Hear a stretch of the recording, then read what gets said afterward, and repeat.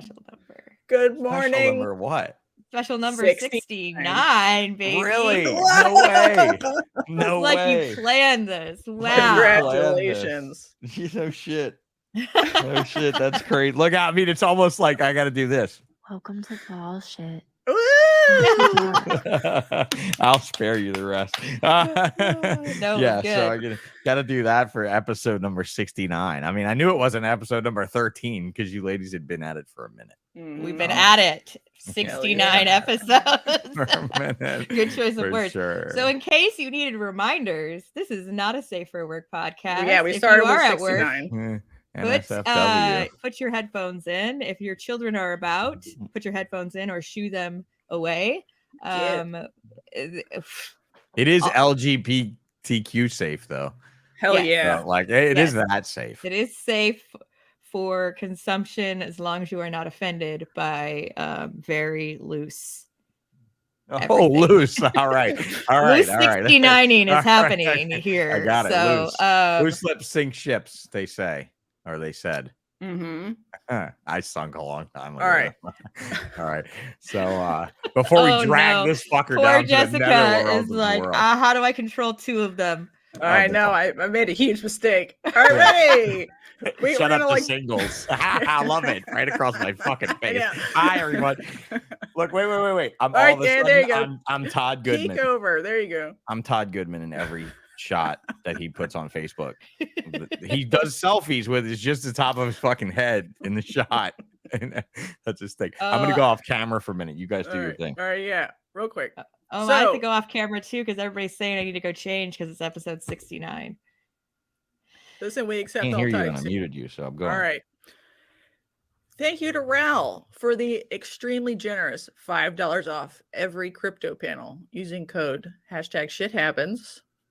Extremely generous. You can use it all like many times on one sheet and then infinitely in the future for a $25 panel to come down to $20. What a bargain. Please use Ral for all of your testing needs. They're very nice to offer us this discount code, and people have been using them, and we love it. And they've successfully not sent bags of shit. Just huge bags of shit. They continue to be successful. Thank you, Ral. VetDNA.com. What's next, Jana? Wait, I got something to say. We love you, Ral, but your logo looks like a shipping company.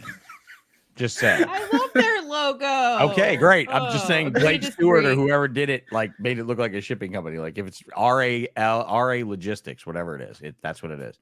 That's what it stands for. Right now. I think it's been there for like a long time. Like I mean, seriously, it's been there for a long time since they used to ship shit and they got into in the testing, in the research. Well, they have like another one that's like the medical. I feel you. I just thought it was just an interesting observation because now logos are blowing me away. Like it's blowing me away what people come up with. So that they're good or bad? Nah, well, that they're incredibly difficult for fun guys like me to do shit on machines to produce.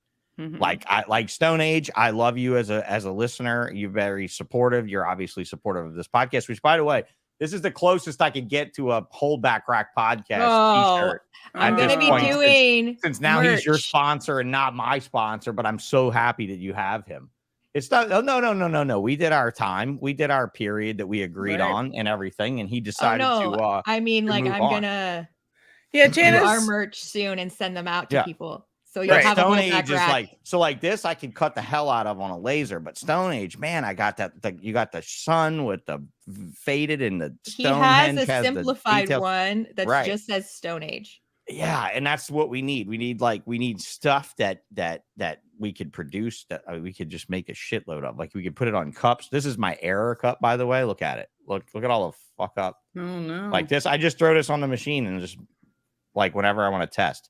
I have test cups, but like stuff like that we could produce to where you could really put yourself out there. It's not just a sign. So be careful when you go to Fiverr and that you put in things like small town exotics, GFS.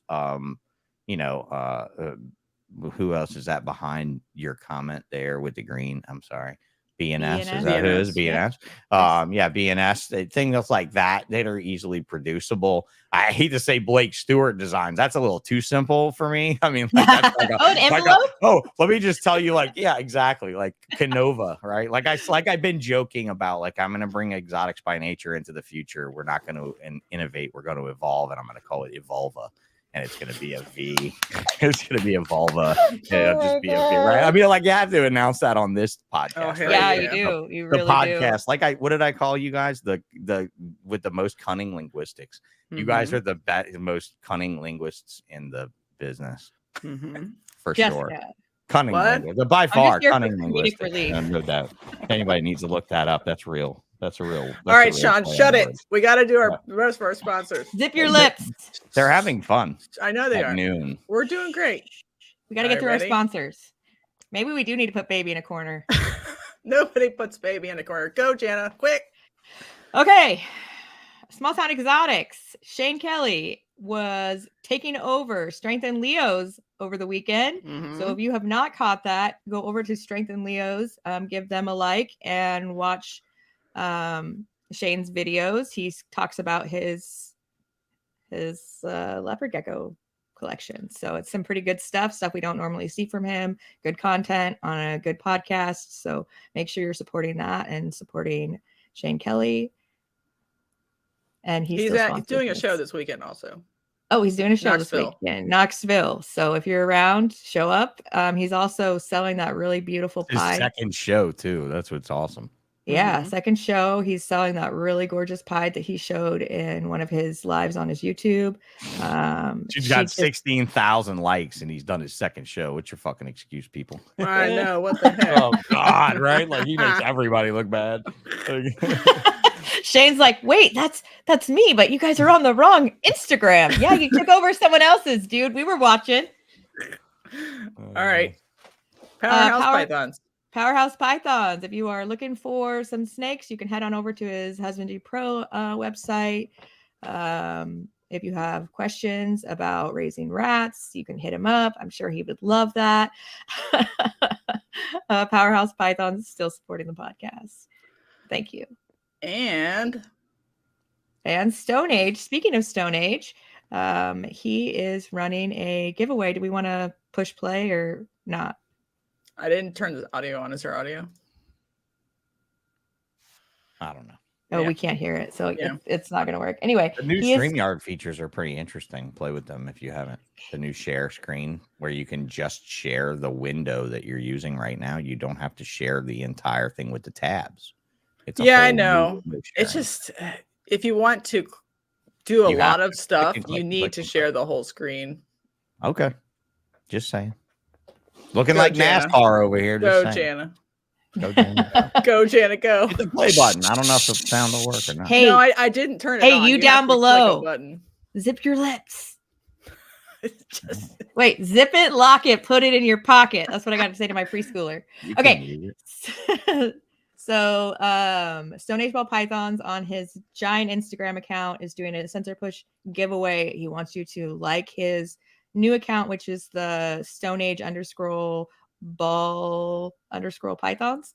And he's trying to get that account up to 2,000. So you need to like that account in order to be eligible for this giveaway. When he hits 2,000 on that account, he will be giving this away. He also has another giveaway in the ropes. So make sure you are paying attention to his accounts so that you guys can be tuned in for those. correction, based on this thing I'm reading for the first time, 1,300 followers. 1,300? Yeah, I guess he changed it. Oh, okay. 1,300. Listen to him, not to us. Right. Jana, what are you doing tomorrow? Oh my gosh. Did I agree to do something? Mm-hmm. Oh man. I am going to be on Forward Motion Reptiles YouTube tomorrow evening just for a little like hangout, casual chat sesh. So cash. So cash. So if you're interested and you want to come hang out with us, there's a link on his page. I will be getting a link onto my page as soon as this podcast is over. So come hang out with us. Should be a good time. And then very quickly, the PETA police are out in mass. They have another Animal Traveling Act ban that was put into committee, this time in Oregon. So we have like 5 now. I haven't heard how it went, but I know that Pac Northwest, Jeff who runs Pac Northwest Reptile Show, he actually brought out USARC to our expo. They normally don't have a table at our expo because we're, way off in the boonies, but we had a table this time. They had a petition going around that they asked all the vendors to sign. They also asked people that were coming through the show to sign it. And they took it up to the Capitol on Thursday. So I haven't checked in to see how that went. I was not available to do that, but a whole bunch of them went in and they talked to our representatives and let them know that this is going to affect our livelihood. And I hope it worked better for you guys than it worked for us back in the day. Jesus Christ. We did it in Louisiana in like 2003 or something like that. We had 55 or 56 people in the room against the bill. There was 2 people in the room in support of the bill. One of the people against the bill was the veterinarian I interviewed on Bullshit, Mark Mitchell. And Dr. Mark came in scrubs with tiger blood on his scrubs because he rushed there to do his speech. And with 55 people and that level, me, as they voted me in to be the business representative to say that my $1 million business is going to leave the state if you do this. And they still voted for it as they sat there. Every representative that was on our team when we went into the meeting sat there and gave no vote. They didn't vote. They stood and so basically they stood silent and didn't put in a vote, and they let everybody else vote against it that was against it. Whoa. And the bill before that was the bill to outlaw spiking trees for deer stands because of the damage it does to the trees when you spike through them the way they do it. Yeah. And they were all the good old boys sitting up there saying, well, damn, man, what's going to keep me from falling out of the fucking tree when I'm hunting a deer next year? Oh, we're not passing this shit. And I'm like, oh, we don't have a fucking chance. And literally, like, you let these assholes into natural resources, because it went up to the Louisiana State Natural Resources Committee is where it went to. We let the Natural Resources Committee handle it. They voted in, and we just crush it on the floor, because that's when you just get the guy to crush it on the floor. You're not going to sit there in a room full of these fools that are looking at each other for the next vote. Like, what are you going to say, dude? Oh, you're going to vote again? Oh, shit, yeah, we're going to play golf this weekend. I'm not going to argue about snakes with you over golf, And it's just like, God, all of a sudden, these fools are making decisions based totally on their personal lives, their personal choices. They're not listening to their constituents at all. They're listening to literally an enforcement agent saying we want a law so he could get more overtime, and an administration agent saying we don't want a law because we got too much fucking paperwork. Right. So there we end the problem. I hope it works out better now with things. But then again, dude, we're going back to the days of Steve Irwin when you would think awareness was at a paramount of its time, and it did not make a lick of fucking difference. Yet, I will say this, in that same session, they finally outlawed chicken fighting in Louisiana. It was the last state to get it outlawed in that session. Yikes. Well, and they attached us to that bill. They attached reptiles to that bill.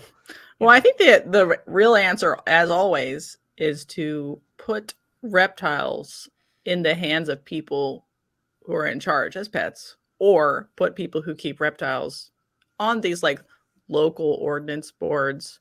Even if it's like part-time and you're basically not getting paid, if you are active in your county as like a councilman or whatever, you have an inordinate amount of power to stop stuff like this, because petitioning isn't always the best idea. Like right now, there's a city near me, not really a city, a town, that it's illegal to have more than one rodent. And they are social creatures, so they would obviously be just very sad if they were alone. Even if you had 3 as so a pet, depressed, it would make sense. But 1 is the legal limit, and you're like, fuck that town, right? But that town needs a councilman to come on and be like, this rule is stupid. If someone has 2 pet bunnies that they need companionship or whatever. Well, I mean, you got, like, I see Marshall in the chat here asking who's going to NARBC, not me, unfortunately.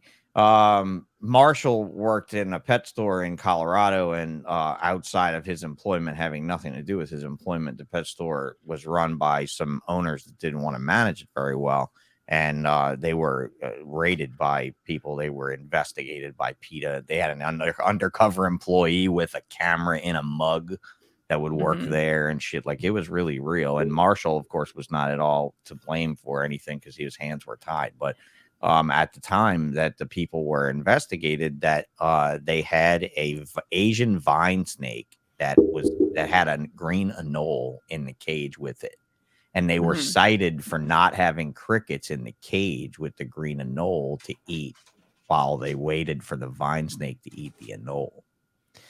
You know, and at that point, it's like, at what level can you really step into a law? You know, I try to explain to employees that rodents have more rights than our reptiles do. If you keep a rodent building nasty, you can keep your snake building pristine. The warm-blooded creatures have more rights than the fucking cold-blooded stuff does when it comes to prosecution, persecution, and overall, you know, legal debts to pay. When it comes to animal care and stuff. So, like, when you think about it, like I've often said, you know, our show, like, look at all these podcasts we have now, and everybody's got, like, okay, you guys are kind of like me where we don't have racks in our backgrounds. And in a way, like, I kind of feel detracted from my industry by not being, like, in front of all my snake racks. Now, I have a room full of them, not here, but at my building right next to my podcasting room. But at what point are we animal hoarders when a legislative body just says, look at that? That's a stack of stuff that are, you know what I mean? And at that point, you're like, oh, shit. Like, you could easily be lumped into a group of people that's marginalized and outlawed, like, and not even have to have a legislative body pass a law. You know what I mean? So, like, it's a very funny situation, you know? Well, we have, like, optics issues that we have to manage. That is a great comment from Shane. You know, you get cited for not having cricket food in the cage for crickets waiting to be eaten. It's a slippery slope. At what point do you draw the line? You draw the line at crickets not having animal rights. Fish do not have animal rights. Reptiles do not have animal rights. That's it. Because, like if reptiles had animal rights, that means every good old boy on that natural resources committee I just mentioned that's cutting snakes' heads off with shovels on their property are literally violating the law on a felonious level, you know? So at that felonious, point, that's going to be my word of the week. That's a good one. Thank you. Hey, look, like I said, I had to bring my linguistics to this game because this podcast has big words. This is like if Dennis Miller was a guest on a reptile podcast. Oh, I keep Google open just so I can understand half the shit. I agree. I get new words from her all the time. I don't get them in the comments because she never types them out so I can see how they're spelled. Listen, if I had to type out my comments to your podcast, it'd be like a fucking diatribe, just like a never ending. Like, look, they have audio to text, right? They have that. The audio to text would be confused by her words too. It wouldn't be able to handle all the scientific words that she uses. Yeah, she's definitely steps. All right, let's go back to Marshall's comment. So you're not going to this Arlington? No. Will you go to a future Arlington or Tinley? Me? Oh, sure. I mean, I'll get back to it. It's just not. I'm literally doing this podcast right now, and it's giving me an excuse not to be at my house renovating my apartment with my friend, who is over there probably spraying my ceiling with paint now. So I can spray everything from like 7 feet down, but everything from 7 feet up, I'm pretty fucked. So like, I gotta be like, hire a painter. I don't need to hire a painter. I can paint. It's just, I can't paint up there. Right. You know? So it looks funny when the walls are just sprayed to as high as Sean can get them. So yeah, he's over there painting now. So I just decided with this weekend, I couldn't get a table. And I'm old school with shows, guys. Like, I like going to Tinley Park to not have a table because it's such a grueling trip to go 14 hours and drive up and set up. And it's so expensive to go, but then it's really expensive to go and vend.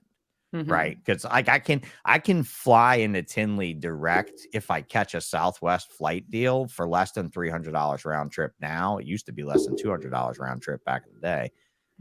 And so like, that's not bad for me to just go to a show and enjoy it and not worry about it. Cause I can catch the same cab driver in Chicago brings me in the wheelchair to the show every time that I fly. So I can just call Bayou and he can pick me up at the airport and run me down. And it doesn't cost me that much. I don't have to rent a car and do all that shit. I can just stay at the hotel the whole weekend if I stay there. right, in the hotel. But getting reservations now in that hotel is like fucking like 15 years in advance. And, you know, you got to, and since they switched Holiday Inn, the gorgeous blonde that I've been flirting up there for 11 years that went from nighttime check-in girl to literally the girl that rents the center to the showgoers. Like she runs the convention space. I don't think she's there anymore. So Jen is not going to be able to pull strings and get me my room for You had the inside track. Oh God, yeah, absolutely. Oh man. I mean, absolutely. I'm charming as fuck. So I absolutely just charmed the shit out of her. And you don't know how many times I've been there on Friday night and been like, hey, my friends need a room for Saturday night, and looked at her and she's like, Sean, are you fucking kidding me? And I'm like, not at all, Jen. I know for a fact you have it. Make it happen. Cancellation. And it will happen. And look, like 9 o'clock Saturday morning, my friends are freaking out. Like, we're not going to have a room. And I'm like, just chill, bro. Just chill. Jen walks to the table and tells us we have a room, gives us the keys to the room. And I'm like, bro, we didn't have to go she came to the table and brought shit. And he was like, bro, what the fuck? I'm like, I was like, I can't tell you anything. It's just the mouth. I've never touched her skin. We've never spent any time together in this hotel. It's only in the lips. It's the lip service. That's it. So, anyway, the lip service. Episode 69. That's episode 69, not starring Mark Mandic. We're going to save the juice. We're going to save the juice for my podcast where I. Right. This is about corn snakes. Yeah, it was supposed to be at least. Yeah, it is. So you couldn't get a table for Arlington, so that's why you're not. So I could not. So I'm not going. But I was told that if I call on Sunday, that I might have a table for the next Arlington show. Well, I'll have to fight you. Which means I will be there to the death. In which case, we'll get 2. I'll get 3, and you can have 1. How many do you need? I just want 1 so I have something to do, or like while I'm there. 1. Yeah, you see what I mean? Like that's what I'm saying. Like I love that show. But all I'm going to do is just probably spend money that I don't need to spend, or, you know, just spend time, you know, going around and annoying people, because it's not Tinley, you know, it's not like forever to get around and discuss things. And, you know what I mean? It's not, I like it. It's a great show to go to, especially to go and see like Universal Rocks, if he still sets up there. Stewart still sets up a booth there to see all his products, like all the fake stone stuff. So cool, right? Like and to see some different stuff, like maybe his focus cubed habitat setting up there, you know, maybe if they set up to see, if they aren't set up, they should, to where they could show people their intricate details of their cages. They weren't set up there last time. They should, but I think they're very busy probably making cages, so making an inventory for a show is probably not very easy for them, you know, because like Sea Serpents is running 3 CNC machines and they're running 1 or maybe 2, so it's hard to keep up. Roger asked if I'm vending. I am not, because they wouldn't answer my emails. Just call Brian on the phone if you need his I don't number. have Brian's number. Yeah, it's on the top of the fucking application. Which on right, but he doesn't know me, and he doesn't know how many tits I have. You know what I'm saying? That's why I'm going on Sunday, because I'm going to try to sign up. For go on Sunday and sign up for a table on Sunday. Yeah, that's the plan. So I'll be there, but on Sunday only. But to me, it's a small enough venue that like you see it all in a couple hours, and then you're like, do I just go home now? So that's why that's what I mean. It's not. I need a table to like have something to do and like talk to people at. She needs the buffer. She needs the buffer of the table. The central zone to the hobby and our introverts. Yeah, but it's nice having a home base, right? It's nice having a home base. It's nice buying stuff and putting it behind your table. It's nice having a space for your friends to put shit. I mean, it was, you know, back in the day when it was Barchak's booth in Daytona, we had stash spots where like I had a little spot here for a bit, and this other guy had a little spot. You know, you had to trust the fact that nobody was going to fuck with your stuff on there, but you know, I mean, on one side of the booth, nobody ever went underneath there. So if you knew what was down there, you could stash your shit. And I had the same luxury of my tables after years of doing shows where people were like, hey, man, can I come stash the shit here? You know, and I'm like, absolutely. Or Tinley Park, we always, because I set up my roll-up banners on a table behind my booth to elevate them. Right. So I always have space on the booth. And I'm like, push the banners to the back of the table. Why? Because when the pizzas come, they take up the front of the table, and we get like, I order from what a Nick and Vito's used to be. I don't know what they call it now, but it used to, the same pizza place that always delivers to the show. You give them a booth number, and I'd order like a big Supreme and a big Heart Attack, and that's it. Whoever is around us, tables behind the curtain, everyone eats off the pizzas, right? Like 4 or 5 tables worth of people eat off the pizzas because they're like, dude, I don't have time to order nothing. I'm busy. And I'm like, well, we have time because we're not making any money, right? So why don't we just feed everyone, you know? But it used to be fun like that. And like Tim Bailey and I used to travel with, well, until we almost got arrested in Tinley Park for running a tavern in. I was threatened with being put in the wagon for running a tavern in the lobby of the hotel. Okay, hang on. We got to run through who's here, and then Jesus. Yeah, I don't know if we have time. Just do like the last like 10 people. Do the sponsors in the first 3, right?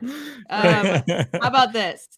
People are here for the corn snake. I know, we got to move on. Let's get to the corn snake. Let's get to it. Right. Tons of history there. You've told on your podcast a story about you having Ultra Mel 2 first. Not first, but I had it where concurrently. So the story is based on Gerald and Cindy Merker. If you know the Merker name in corn snakes, you go way back to, this is old school then, if you don't know Merkers. I mean, this would be like the Hampers or the Bells. Like this is back like in the earlier days, and they're still around, the Merkers. Gerald and Cindy Merker, they had an article in the Reptiles magazine in probably 98 or 99 of corn snakes, and there was a fold out centerfold poster, as in were all Reptiles magazines back in the day.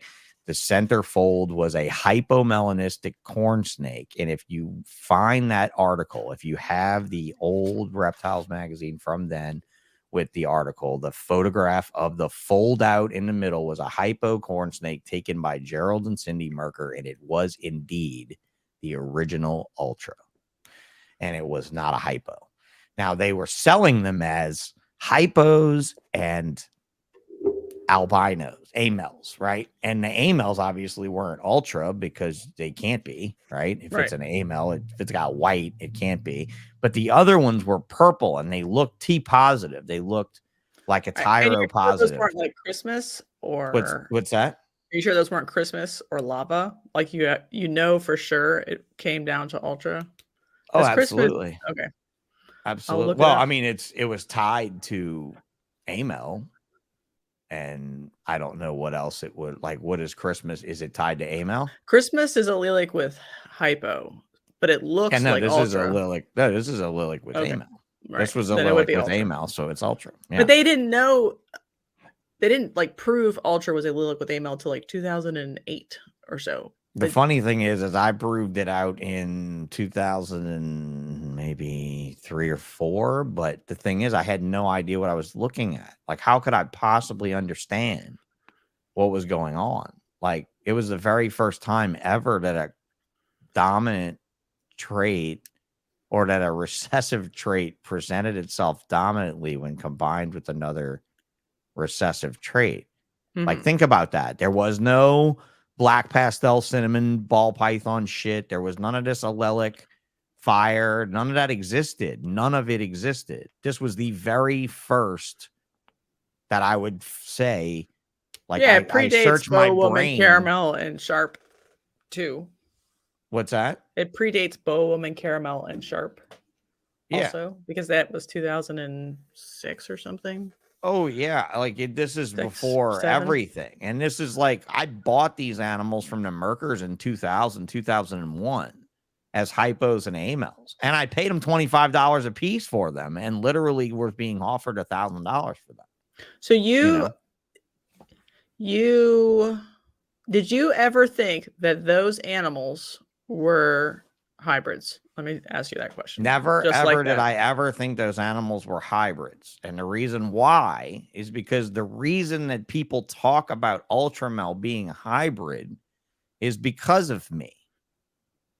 because me and Don Soderberg met over that morph. We met many times, but he's not going to pay attention to a little kid that's into corn snakes. Like there was a bunch of us. Like we were just a bunch of fucking nerds. We would go to the ETH. Where I'm in New Orleans, right? In the New Orleans area. And Houston is 5 hours to the west. The direct shot. Like I drive, like I could fall asleep and probably make it there. Oop, hang on. Fall asleep and probably make it there. It's that simple and easy to get to.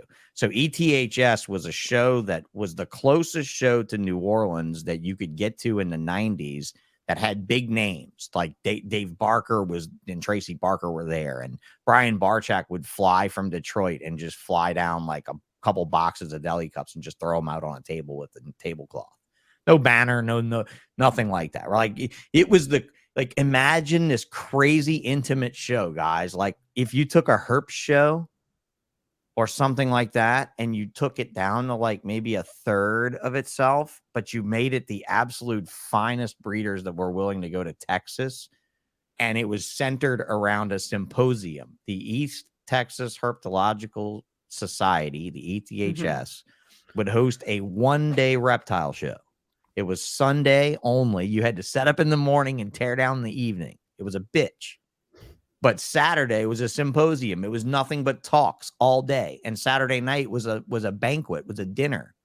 And you would see, like, you'd go to the bar and there'd be like a guy with one hand and you'd be like, what happened to your hand? And he'd be like, yeah, I got bit by a rhino viper in Africa and they cut it off in the bush and it was no big deal. And I got another hand. Fuck it. I'm still catching rhino vipers in Africa. You're like, whoa, because it's literally, that was the IHS. The IHS would meet on that weekend with that show. And it was like a show so you had the top minds, man. Like I was literally in a room and like when I met David Barker, I met him and Frank Reedus from Goanna Ranch, one of the largest names in monitors from back in the day. While they were playing a didgeridoo in the corner. Like I got to sit there and listen or stand there. I was sitting there and then I was got to stand there as a teenager and listen to whoa from David Barker. And like, these were like the top minds of writing books on lizards and snakes. Like these guys were the guys and they were standing there just playing didgeridoos that they learned how to play from Aborigines in Australia, and they're telling me stories of it. And I'm like, soaking it up, right? So at that show, I met Don Soderberg, and I had for sale T-positive ? Corn snakes. That was what I called them. What year was this? I'm trying this was in 2001, 2002. Okay. So way before Andy Barr, Mike Falcon. No, Andy Barr was in business right then. Okay, but so he had them concurrently. No, Andy Barr did not have Ultramel at all anywhere in it. Okay, now here's the thing: Andy Barr. I'm glad you said his name because I didn't have to say his name. No, it's okay. The thing that sucks about the Barr last name is there's only two Barrs in the reptile business. There's Doug Barr, who makes all the cages and stuff, who's an amazing man, and then there's Andy. So, and Andy was a colubrid guy that. Maybe Florida. Was he from Florida? He no offense to people in Florida, but he carried himself like a reptile guy from Florida. Very much offense taken by most people in Florida to have reptiles from that statement, but that's okay. It's accurate. I hit you nail right on the fucking head. Most of you aren't from there anyway, so it doesn't much matter. But Andy Barr was hybridized, basically gray rat snake that I could think like an obsoleta, some sort of obsoleta complex of rat snake, whether it wasn't Everglades.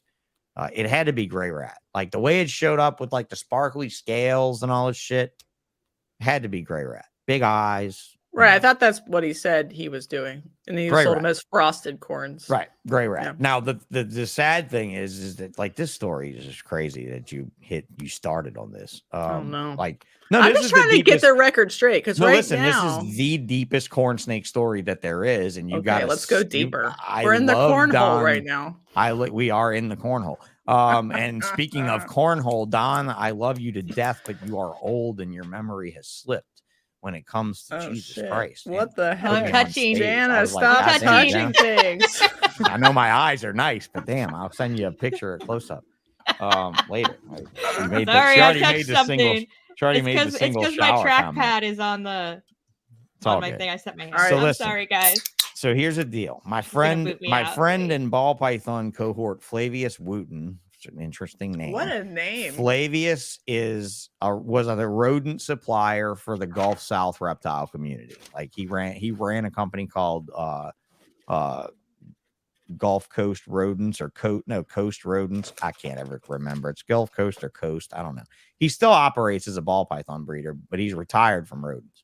But he was a supplier for every pet store and everywhere. So he would drive to Florida to get rats and deliver rats. He was all over the place. I bought a collection of colubrids from him. And in that collection, this is not related to Ultramel. In that collection was a bunch of shit from Andy Barr. And I'm like, what are these snakes, dude? What are the crosses here? And he's like, oh, those are called frosted corn snakes. They come from a guy named Andy Barr. And I'm like, frosted with what? And he was like, what do you mean? And I'm like, they're not frosted with cocaine. What are they frosted with? You know, I'm like, I was literally an 18-year-old kid. And I'm like, or 19, 20-year-old kid. And I'm like, what the fuck are you talking about, dude? Like, what are they frosted with? This is before I invested in ball pythons. I did not have a single ball python. At this stage in my life, ball pythons were the shittiest snake in the world. I would never fucking own. And if I owned them, I would be nothing but a whore with them. And that would be it. Like, that would be the end of it. I did it for the money. Like, I still don't really like ball pythons all that much. I did it for the money. I really did. I did colubrids for the love and geckos for the love. You want to put me in love, put me in a gecko chat. That's a different story. It's a different Sean. You know, but corn snake wise, I was like, these are not guttatas. These are not corn snakes, Flavius. These are not. Like, what in your mind makes you think that all of a sudden this guy from Florida just shit some snake that feels different, looks different, and has different eyeballs? What in the fuck are you thinking? So I bought them all as part of this collection that I had to buy to get like my children's pythons and these little racks I wanted and all this other shit. So I brought them to the same ETHS show. I have frosted corn snakes and T-positive question marks right side by side. Now they look incredible, right? The T-positive question marks, ladies, I would not fucking sell. People were like, we want to buy them. And I'm like, nah, sorry. I'm going to figure out this gene first. This thing's weird. Something's up. Something strange. I can't figure it out. Like, I'm breeding into other genes and I'm not seeing it. And I'm breeding into albino stuff and I'm seeing it. And I'm like, what the fuck is going on here? Why is this happening? Are my albinos maybe het for this gene? Right? That's what it would look like if you did it as an idiot and you didn't know anything about allelic breeding. So at that point, I had both of the snakes there. I knew that Andy Barr's animals were hybrids. I would not sell a single T positive. But guess who bought every single frosted corn snake I had at that show? Don. Soderbergh. And I told him, Don, these are not related to these. These are not related to this project. This is a whole nother project. And I'm pretty fucking sure this is a hybrid. So how did Don end up pause. Okay. Pause. Please. For those of us in the back, a hybrid of what? A hybrid of corn snake and some other rat snake. Okay. Meaning gray rat snake. And I knew it was probably obsoleta, right? Because like you would have to, or whatever obsoleta gray rat was. What was it? They've switched to Spilotes now. Well, is it really? It's a Spilotes? What? Who is out there making a name for themselves? What scientist dork university? What Nick Mutton fuck in America is destroying colubrids nomenclature and taxonomy? Is absolutely destroyed. It's disgusting. I mean, it started with the slipping of, and nothing against Lewinsky. He died, and that's a shame. And he was a decent teacher from what I heard. But to rename a hybrid, well, I mean, I guess it's not a hybrid now, is it? Nope. Slowensky eye. I don't know. If you look at the new taxonomy, it got bumped down to a subspecies of Emery. Oh, did it? Great. Wonderful. Because that's what it should be. It should be a hybrid between Guttata and Embryi, because that's exactly what it is. Because I live here, right? So corn snake and Embryi smash right there. And they make a chocolate corn snake in the Kisatchie. Yeah, in the Kisatchie National Park. And we grew up calling them Kisatchie chocolate corn snakes. You know what I mean? But I don't really know. Like maybe now in the new woke society, we have to change it. You know. Well, the problem is, it's just like scientists are trained now to get rid of trinomials. taxonomist. Let me put it that way. So like it depends on if you have an old taxonomist who gets a Right. hold of a genus or a young taxonomist who gets a hold of a genus, whether or not trinomials will even still be there, because the inclination now is to not use them to designate like ecotypes that are dedicated to a specific region, Mhm. but only use, the binomial to indicate like a continuous breeding group, and don't even bother with the like phenotype based subspecies designations, because they Right. don't actually match the reality of their genetics anyway. Usually they're And that's another thing too, like to reflect back to the podcast that I did Tuesday with Jason Hood, where we talked about the puffing snakes, the Spilotes, and then that other genus that I can't ever remember, the bird snakes that he does that I want to buy so bad, that I think are some of the coolest fucking colubers on earth. they do look cool. They're insane. When you see them in person, you'll be like, I'm getting these. Like, I can't believe I walked away from them, rolled away from them the time that I did, and now I'm definitely trying to get some. But when we talked about those two groups of snakes and how they were being classified, reclassified, and all this other shit, it's crazy that like when you work with these species, you see the correlation in their relation, if that makes sense. Like I could work with it and be like, this is not a corn snake. Like I can tell you right now, a palmetto corn snake the eyeballs are not from hybridization. The eyeballs are from a gene fault, no different than a spider ball with a wobbly head. It's some fault in that gene is the eyeballs of random size. Just because it has big fucking eyes, what do you think? I bred it to a coluber? Like I bred it to a racer? Like a big fucking, like, oh, it's got eyes on the top of its head, like a tarantula. Yes, ma'am. Jump in there. Is binomial and trinomial, is that the number of species that are bred into one snake? Is that no, it's the amount of names. So like a genus species is a like binomial. Boa constrictor would be a trinomial. Okay. Right. Trinome, like 3 names. Oh, let's just call it 3 Duh. namial. Okay. If I call it 3 namial, you get it. Like nomen means name. Right. If it was on a McDonald's fucking drive-through board, it would be, trinamial. And that would be a new word, that would be a whole new word. It's so that's it. Yeah. It's so, but the thing is, it's so descriptive though, right? Like boa constrictor tells me so much. That boa constrictor imperator tells me more, and occidentalis tells me even more. But the fact that they're all in boa constrictor tells me a lot, because boa also included Dumeral's boas from Madagascar. So if it was boa dumerali and boa constrictor and boa imperator, you're like, wait a minute. I can catch a boa in Mexico that has the same genus and no subspecies variation than the same boa that's in Madagascar. That's a little weird. That's right, like but that's 400 why years ago. How we taxonomy. knew they were. That's like it's a snake. It's called snakensis. It's a snakensis. It's a elephantensis. Right? It's like that was really basic taxonomy, and it's kind of sad that we're like seems like we're going backwards. I don't know.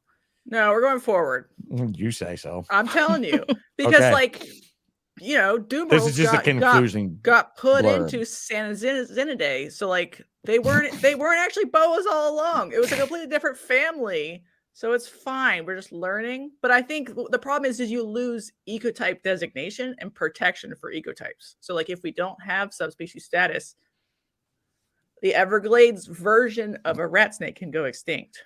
Because honestly, I think we should have left it the way I learned it in the 90s and left it alone. I think it was fine the way it was in 1998, and I'm good with that. Like when cell phone towers went up and payphones went down, this did not need to change. You know what I'm saying? Like that's it. Just say it. At that point in time, we could lock in taxonomy and tell all the students that have student loans that are doing this as a career in the future, sorry, kids. They're going to excuse your loans in 2023, in 2022 and 23, and you're going to be okay. And you're going to get a new career that matters, because you don't need to rename shit that already is named 5 different times. And you know what's great? The green tree python assholes are still calling them chondros for fun. Okay, so yes, but in terms of like the green tree python assholes, there are like 3 species now, and so that's why they make magical tree dragons when you hybridize them. There are 3 species because they need to make money on only one of them. They're like a huge percent genetically different. millions of years different. So they might not phenotypically look to you, but the drift is so intense that they are basically completely isolated for longer than like you and your wolf out in the bushes. So like that difference is worth notating. Right. What happens that I think is a concern is federal government doesn't protect ecotypes unless it's a whale, right? Right. So we have rare, physically different looking animals with physical patterns and habitat uses that are just not distinct enough yet to qualify for full species status that we should protect because they're cool and unique to a specific region. Mm-hmm. But we don't have a way to do that. I hear that. I want to see the magical tree dragons. That would, to me, that would be a Fiji iguana that we cannot have, even though Canadians have them. So I will have them soon. Well, I will. If you're listening to this podcast and you're in America and you have Fijian iguanas and you plan to illegally breed them secretly and sell them on the black market, please contact me. I will pay you in any way you'd like to be paid. I will pay you in crypto. Sexually. I will pay you in, yes, absolutely. Sexually, exploitation is allowed only on me, not on any other family member. Mhm. But if you have Fijian iguanas on U.S. soil and you are producing, He has no problem shoving cash into that Playboy and FedExing it to you. no problem at You all. just have to like No annex problem at all. Canada, obviously. Yeah, I'm gonna keep him Just inside by of a force. vault. I'm inside of a vault. I'm gonna do it up like Mike's Monitor's basement. Wait, It's are gonna they have a in vault on Canada? it. Oh, they're in Canada, absolutely, because Canadian government they're is just not like right over stupid. the border. I can just they're right slip there. over and They're shove them right in a, there. Oh no, look, they're in a here. bag already. in No, my trust me, they're belly. here. Because Right, remember, you just Tom- can't back show over. anybody Tom that you Crutchfield have did them. get busted for smuggling them in here. You know, I mean, he did get busted smuggling them in. That wasn't probably the first time he tried it. You know what I'm saying? So All right. it's probably I heard like, Pringles cans work really well for that. Pringles cans. Wow. I don't know. You'll have to listen to my podcast for information like that. I got to get the smuggler on. So who you just think came back Don? from Africa. So but Don brought anyway, those Don was frosted. confused. He bought the frosteds from me that came from Andy Barr directly from bars. I was told when I bought the adults that produced the babies, I was told that they came from Andy Barr. I was always very clear about that. The Ultramel project never touched that project, never touched it in my collection. If he bred it in there, that's whatever. But I also never sold him Ultramel. I never sold anyone Ultramel. I sat on all of it until the person came out with it and decided to be a dumbass beginner and market it for like $100. Was that Mike Falcon? Like I'm Probably. trying to clear up the name. Probably. I don't know who the fuck it did, who it was, but I can tell you in the attic of Exotics by Nature, I had a warehouse building and I had like, a mezzanine. So like the office space had the roof decked, and I decked the roof and I built a wall and I put an air conditioner in it. And the upstairs of the Exotics by Nature facility was all colubrids because they could take extreme heat. Like if it got up to 90 up there, they could take it. And then when it got cold in the winter, it was perfect. Like I could literally shut it off and that room would go way down in the winter and like freaking like hot as hell in the summer. And it would change a lot. My ball python incubator was built up in that room too. It was where we incubated everything. And literally after Katrina, we had no power and that room ran perfect. Eggs hatched. I just unplugged like the incubator room. I opened the door and the corn snakes in the incubator in August and September in Louisiana when we had no power. It just sat up there. I didn't put fans or nothing. And dude, we were hatching like fucking $5,000 ball pythons, they're in with no juice and the corn snakes were fine. So like up there, like I never had that shit. No, it's fine. I'm going to stop. But I jump in like you do with me. Never, You ever crossed the two. Ever. Okay. That's Don's confusion. So where did Mr. Falcon get them from? Do you think his are from Merkers too? Yeah, sure. Why not? Whatever. Yeah, sure. Because they wholesaled them to. You know the name Mike Lockwood. Hypo Brazilian rainbow boas, Lockwood line, hypo Brazilian rainbow boas. So this is centered in. This is why this is the craziest story in corn snakes in my life. There's only one other corn snake that we can talk about on this show that I had personal history with, and that's Dilute. Whatever, the blue motley one. Dilute. Because I named it Blue Molly. I'm the one that gave it the name Blue Molly. So back to that with the T positive. Mike Lockwood is in the Bay Area of California. My friend Jeff Leverett is in my Facebook groups. Thankfully, I'm still in contact. Jeff and I are the original. Jeff and me and BG and two others that I talk to still are the original guys that started the chat room on kingsnake.com in 1997. And Jeff Leverett showed me the first picture of an ultra male ever. Like, he emailed it to me from a shitty digital camera from the 90s.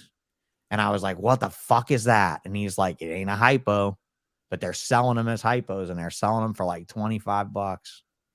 And I'm like, are you kidding me? Can you tell me who that is? And he's like, nope. We're buying them all, and we're selling them for $1,000 a piece. Mike Lockwood was buying all of them. Well, Jeff and Mike were doing it all together. Now, Freedom Breeder would go to Daytona, Orlando back then. They would pay these guys to drive a truck from California full of Freedom Breeders, like a box truck, loaded down with racks. He would pay these guys to drive, and he would pay Mike Lockwood and Jeff Leverett to drive the Freedom Breeder truck from wherever they are in Northern California, Turlock, all the way to Daytona or Orlando, Florida. And along the way, Mike and Jeff, I believe, got into an argument and a fight, and they severed their friendship. Oh, no. And Jeff called me up and was like, you want to know where to buy those fucking corn snakes? Here's where you get them. And he told me to call up the Merkers, and I called him, and I bought them all before Mike could buy them that year. Mike called him and was like, yeah, somebody in Louisiana bought them all. And the fucked up thing is my girlfriend, who was going to school in Berkeley, California, was working at East Bay Vivarium and knew Mike Lockwood the whole time. It was like, wait a minute, in Louisiana, who the fuck bought him? And Merker's like, oh, he shipped him to a guy named, dude, he went to East Bay and tore Celia's ass over me buying him snakes from him, And the funny thing is like, that's how I got them. And I never, ever sold any of them until they were worthless. And that was just so I could try to figure out the gene. Because I always believed, ladies, that I would always try to figure out a gene before I sold the gene.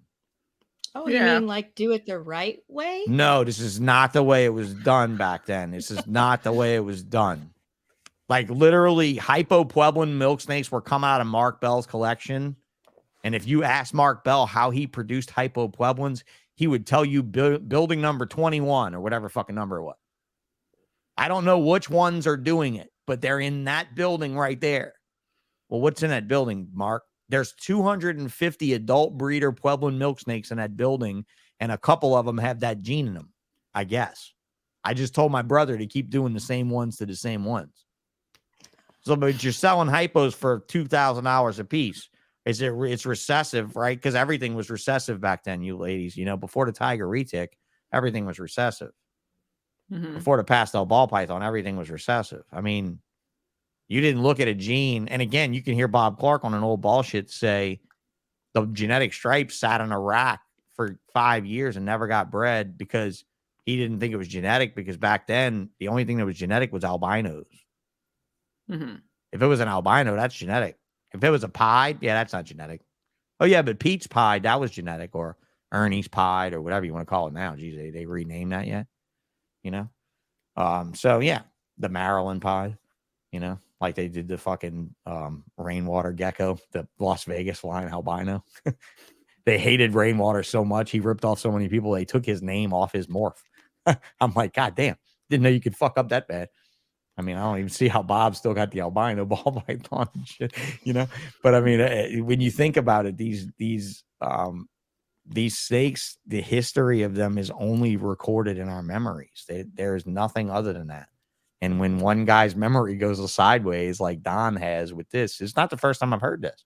Well, Walter Smith asked me to do this years ago. Walter Smith asked me to please go online and please correct his writings. And if you go to Morph Market, I wrote it up on Morph Market.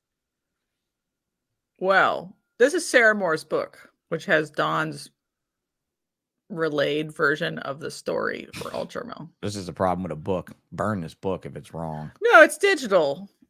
Sarah's nice. Be nice to Sarah. I'm telling you. Oh, good. It's digital. She can correct it. Yes, because she's done new editions, but she doesn't know because nobody We need to Yeah. know. We need Please a public. reference her to this. Yes. Because I am the first one. I am the person that showed Don Soderberg's eyes his very first ultra male corn snake. And he sat there and he did everything but drool on my booth that day. I'll never forget that day. That was an epic day in my life. So, and you don't know how Don got ultra in the end. He bought it from No, I somebody don't. else. But that's what I'm Okay. saying. Lockwood was buying them. Merkers was selling them as hypos.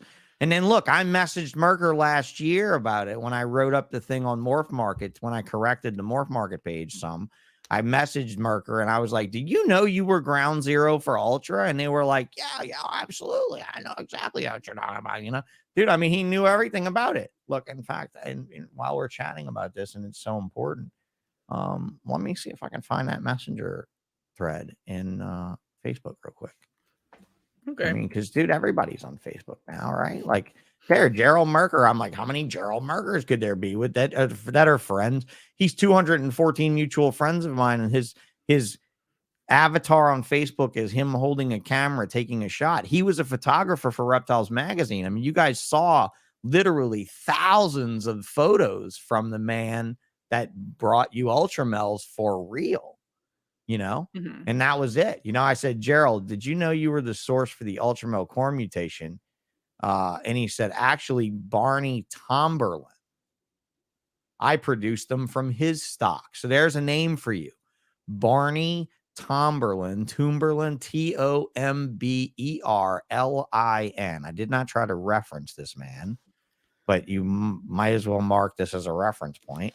Barney Tomberlin, I produced them from his stock. I said, okay, great. I was writing for Morph Market, getting the story straight. I was buying them from you as hypos in 99 and 2000. Would you be interested in doing a podcast interview sometime? He said, sure, but later this year.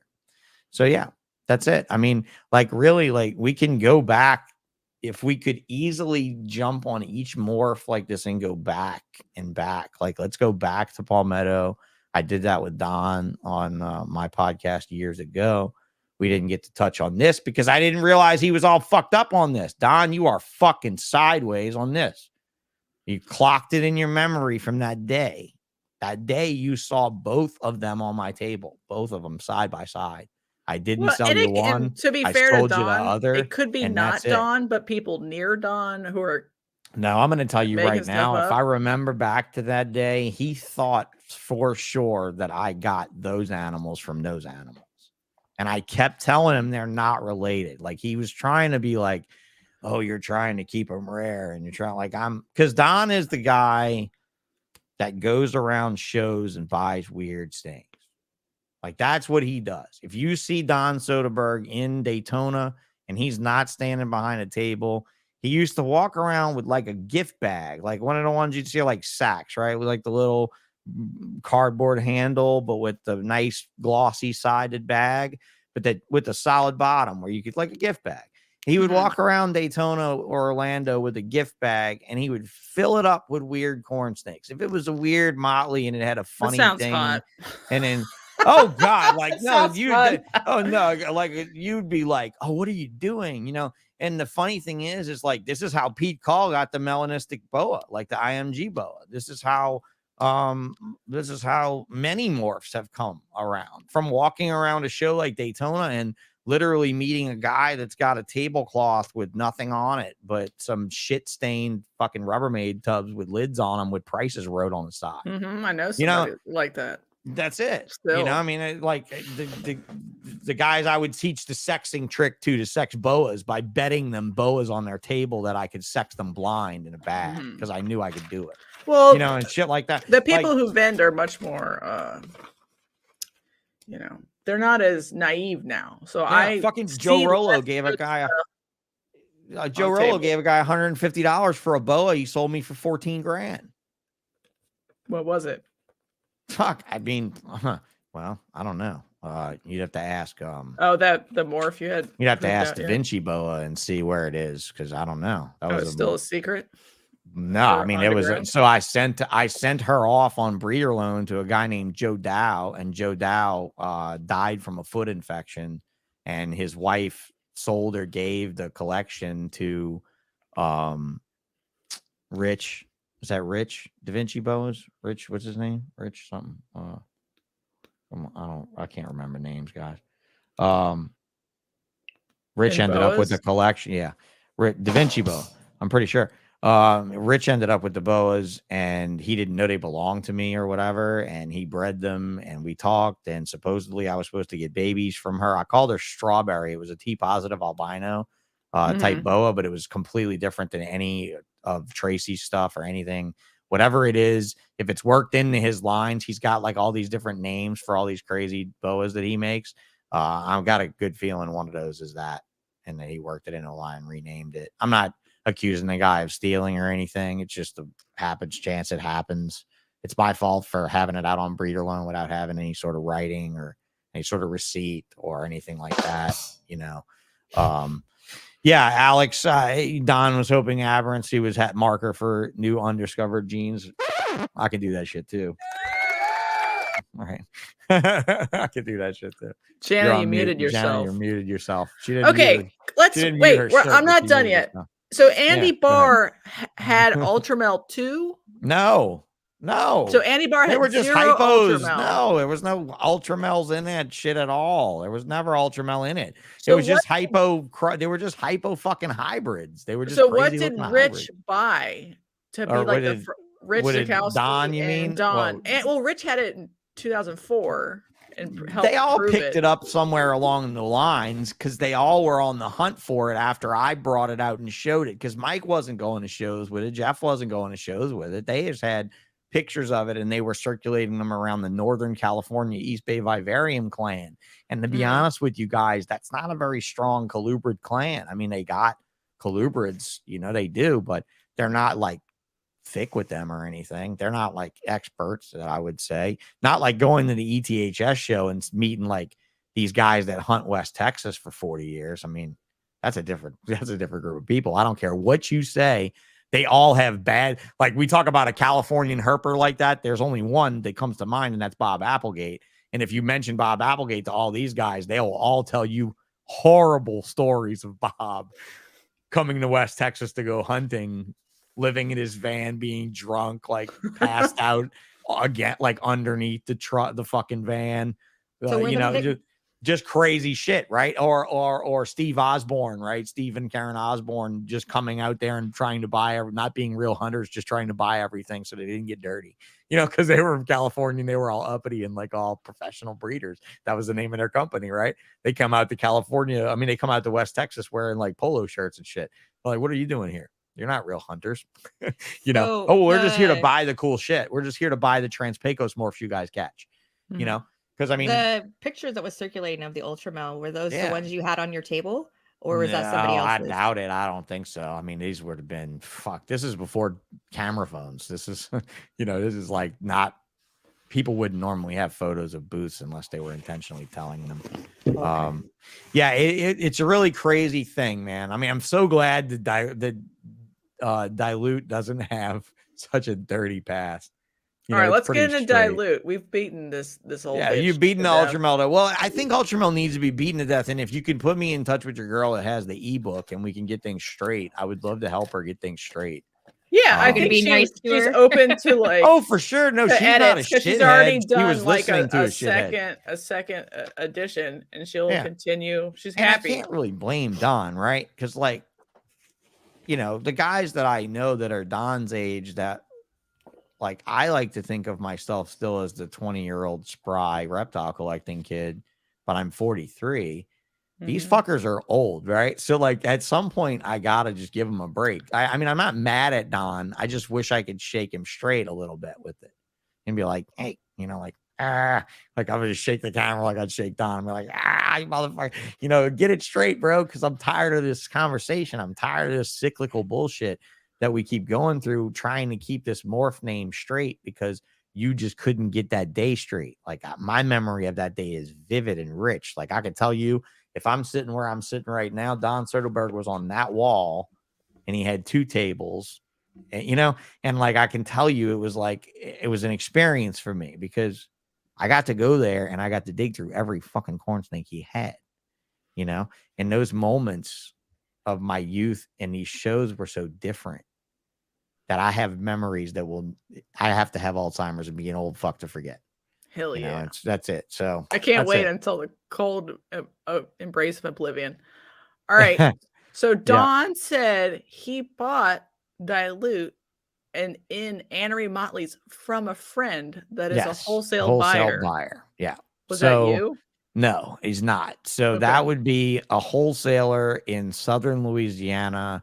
Do you know the name Rob and Louise Stevens from Corn Snakes at all? Bayou Reptiles, I believe is the name of their company. Okay. So if you know that, they were a big deal for a minute. They were a big fucking deal in Corn Snakes for a minute.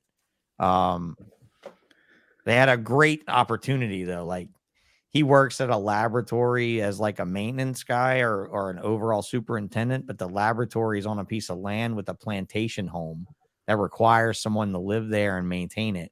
So they literally were paid at his job to live in a restored plantation home in southern Louisiana that had giant columns and 5 floors and all that shit.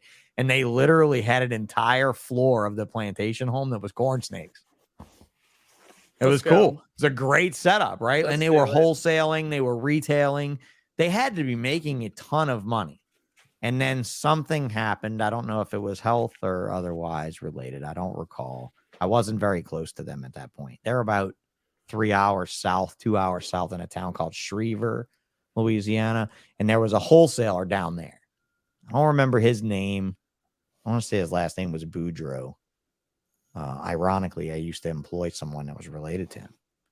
And he was a wholesaler for all your green anoles, all your box turtles, all your green tree frogs in the world, in the fucking world, came from this guy.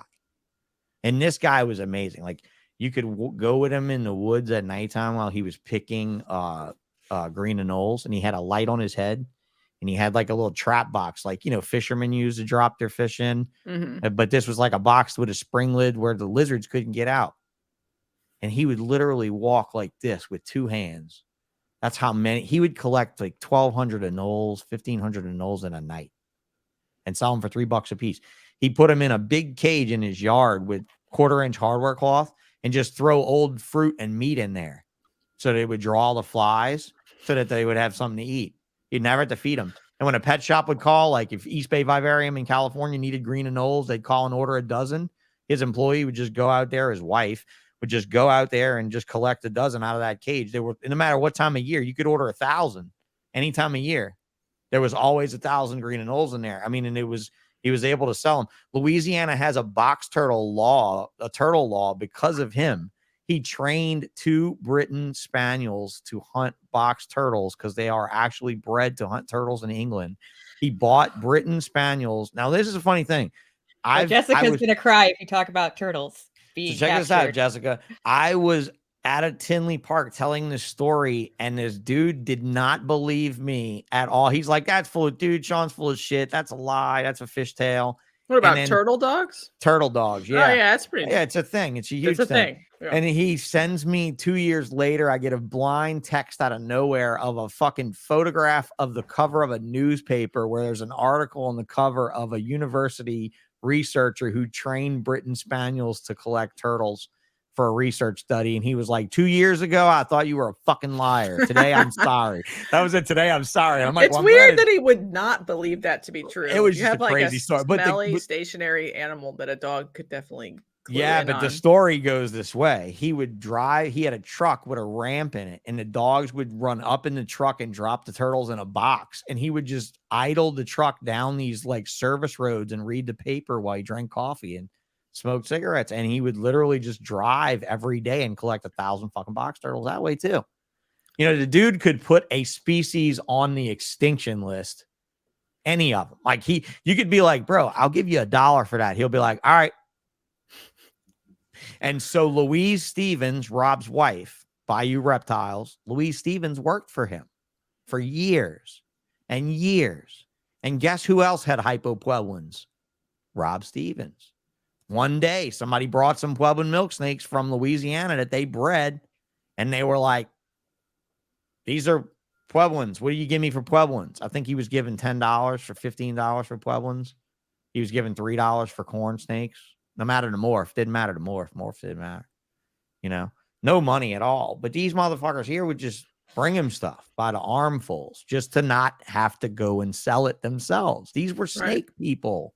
This was reptiles in the 90s. Nobody did this for business. A few people did. Bob Clark, Mark Bell, Kevin Bryant. Them guys did it for money. Brian Barchak was just getting started, right? Like he had a basement still of snakes. So like, you know, when you go into these morphs too, a lot of these morphs originated from here, and that was Dilute. So Dilute first crossed my path. I worked for a company called Wild Cargo Pets. I was probably around 17 years old. So it would have been 97. And a guy comes in the pet store to sell corn snakes and doesn't want to bring him to Terry, that was Terry Boudreaux, doesn't want to bring him to Terry's to wholesale him to Terry because Terry will only give him $5 for him. And he wants 15 for him. But the thing is, they haven't been fed yet, but they already shed. So I'm like, bro, why don't you bring me corn snakes that haven't been fed yet to wholesale to me and they've already shed? That means that like you're starving them, right? Like I'm going to have trouble with them. And ultimately we bought them once, and my owner of the pet store, Kathy Shepard, would never let me buy them again from him because they never ate and they all died. I think I bought 6 of them. A few of them were pastel motleys, regular old ghost motleys, and a couple of them were fucking blue. Pastel motleys. Pastel motley is a ghost motley. And a couple of them, that pastel motley is the name for ghost motley. Like when you call it a pastel motley, you're referring to ghost motley. Okay. I didn't know if you were having like a boa moment or something. No. I've never heard the ghost motley called a pastel motley. Are you kidding me? Y'all abolished it? That's pretty awesome because they have abolished ghost and ball pythons. Yeah, really? It's not a thing? It's not I mean, like if it's like coral, if I go to or whatever. Google and I post pastel, maybe probably a lot of old people. Corn snake. Watch. Yeah, watch what comes up. Ghost motley comes up. Yeah, absolutely. Pastel motley corn snake. You got it. You got it, kiddo. All right, keep going. Just Man. checking. There's my screen. You can share it if you want to. So that's it. Pastel motley corns, and that's that. There's a dilute pastel motley, or claiming to be a dilute pastel motley. There's definitely a dilute pastel motley. See the pink in it. You can see the pink in it. That's actually a ghost dilute. But what he was bringing me was anery dilutes and ghost dilutes.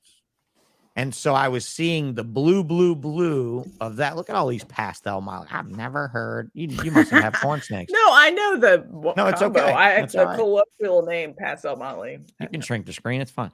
But yeah, so ultimately that's what we were looking at. And so I was like, his name was Bruce Dupree is the guy's name, the actual founder. There was a Bruce Mason and Bruce Dupree.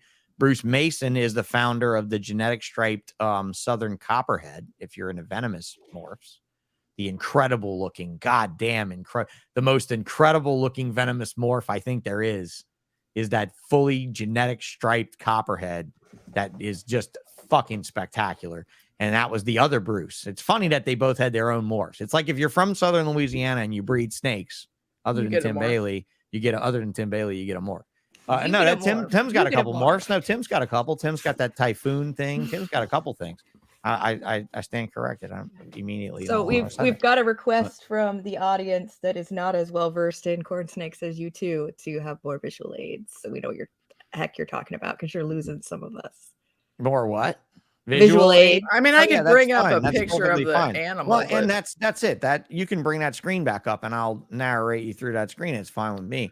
But the blue motley thing is, let's just look up blue motley, because I don't want to do like an explanation of what they are really, because we already did that. Right. Well, can we just see a picture? So that's fine. But here it is compared to an anerythristic corn snake. This is a very bluish colored. The pictures are very hard to get color from. But yeah, when you see the name blue motley, that is my name for it. That is what I called it, because I looked at Bruce and I was like, Bruce, this is not a pastel motley, bro. This thing is blue. and I'm going to call it a blue motley. And then so I actually talked to him, and he said, look, you can come by the house and you can check it out and see what you think. And if you want to buy some for yourself, I'll sell you some for $15 a piece, just like the store. And so I went and I bought some myself, and I bred them and produced them. But then Rob Stevens bought them and produced them, and that is who Don Soderbergh got them from. Was from Rob Stevens. Did Sean get them from Don, or did Sean get them from Rob, Sean Nealand, or Sean get them from you? Not get them from me. Nealand probably got them from Rob. Rob would have been ground zero from most blue motleys, and Rob is the person who gave them the name Dilute. Okay. The person who named them Dilute was Rob Stevens.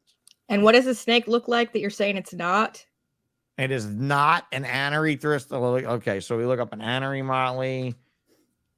This is helping. I know it's so aggravating. No. It is aggravating for me. No, I like to do visuals on my show. But so I would have really done easy. this if that's what we were going to do. No, I know you would have prepped it like all pro. So here are how black and gray this is compared to something, say, let's see, blue motley. Let me look that up again. Blue motley corns.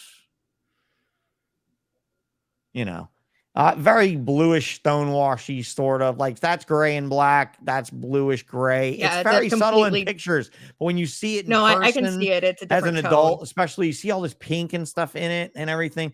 Like there's so much more to it, and there's not a lot of photographs of this stuff. Corn snake people suck at taking pictures. They're not having to market themselves. There is not a lot of info. And the fucking things are fast, guys. Like, it's fucking annoying to try to take pictures of these assholes unless you put them in a refrigerator first. If you put them in a refrigerator first, it works perfectly fine. Take. It's questionable. Yeah, it's just leave them questionable. outside. It's maybe not the refrigerator, but maybe like a colder room in your house. Right. Yeah. If you're Dave Kaufman, you just open a window and turn the heater off for a minute. I mean, what the fuck? I'm in Louisiana, for Christ's sake. I gotta put them in a fridge. So Dilute is like a hypotype, but instead of like reducing the black away or whatever, it just like peels off a layer of melanin gray, everywhere. Of melanin. Yeah, it's weird. And it's so cool. when you make a gray snake, it's sort of like, it's like a more delicate shade of gray. Yeah, and I have had stone fucking like slate blue. I have had slate blue ones like that. I mean, I have had some absolutely incredible Dilute motleys in my day of working with just that line from Dupree. But I'm going to tell you right now, his snakes never ate good. It was like Serpent on a bad day. Like, his shit was fucking horrible. Every snake he had was like buying a candy cane from Rich back in the day. It was like, fuck, give me 10. I need a pair. Give me 10. Like grapevine alternative back then. I need 2. Give me 12. I need at least a pair. Give me 6 males and 8 females, because I know I'm going to kill at least 7 of them getting them to eat. And that's Did you buy out of the egg Rich specials or whatever from other people? No way, man. Rich. The only way I bought snakes from Rich was in Daytona. I thumbed through stuff, and that's it. That's the only way I ever dealt with him. Not that I wouldn't get good stuff from him. I mean, and I told you before we did this podcast, when you asked me to do it, I could reflect on some history here too. When I was in Orlando in 1998 was the year that I saw butter stripes for the first time. And the retail, yes, corn snakes that don't eat well. That's a thing. That up that you were talking about just that? Yeah. That line. Yeah. No. Corn snakes that don't eat well, that's a thing. I mean, listen, there are corn snakes that are born very small that are very difficult to get on food. But the thing about corn snakes is you need to get them on food as soon as they shed. Get a clutch, hatch it out as soon as they shed. Keep them grouped if you want. Once they shed, put them individually and drop frozen on them first.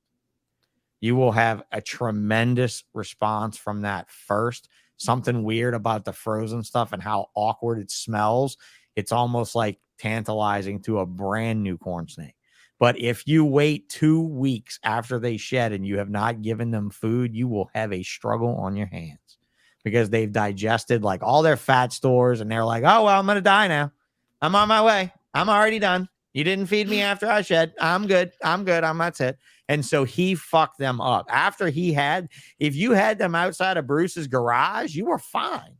But he fucked them up by not feeding them, because that was the thing. These people that wholesaled snakes would not feed them. They still do that, Sean. No, I know that. But now you've got Mark Bell out there saying, you got 5,000 corn snakes right out of the egg. I'll buy them from you tomorrow. Like, let me know. Now you can get rid of the shit like that and you can FedEx them. And this was in 1997, guys. There was no FedEx and UPS of a snake. If you wanted to ship a snake, you were going to the airport and sending it Delta Dash, or you were going to a reptile show. And the closest reptile show was either that show in Houston I was talking about 5 hours away, or the reptile show I went to in New Orleans at the time, which was at a feed store. And it was 4 fucking picnic tables in the front of a feed store.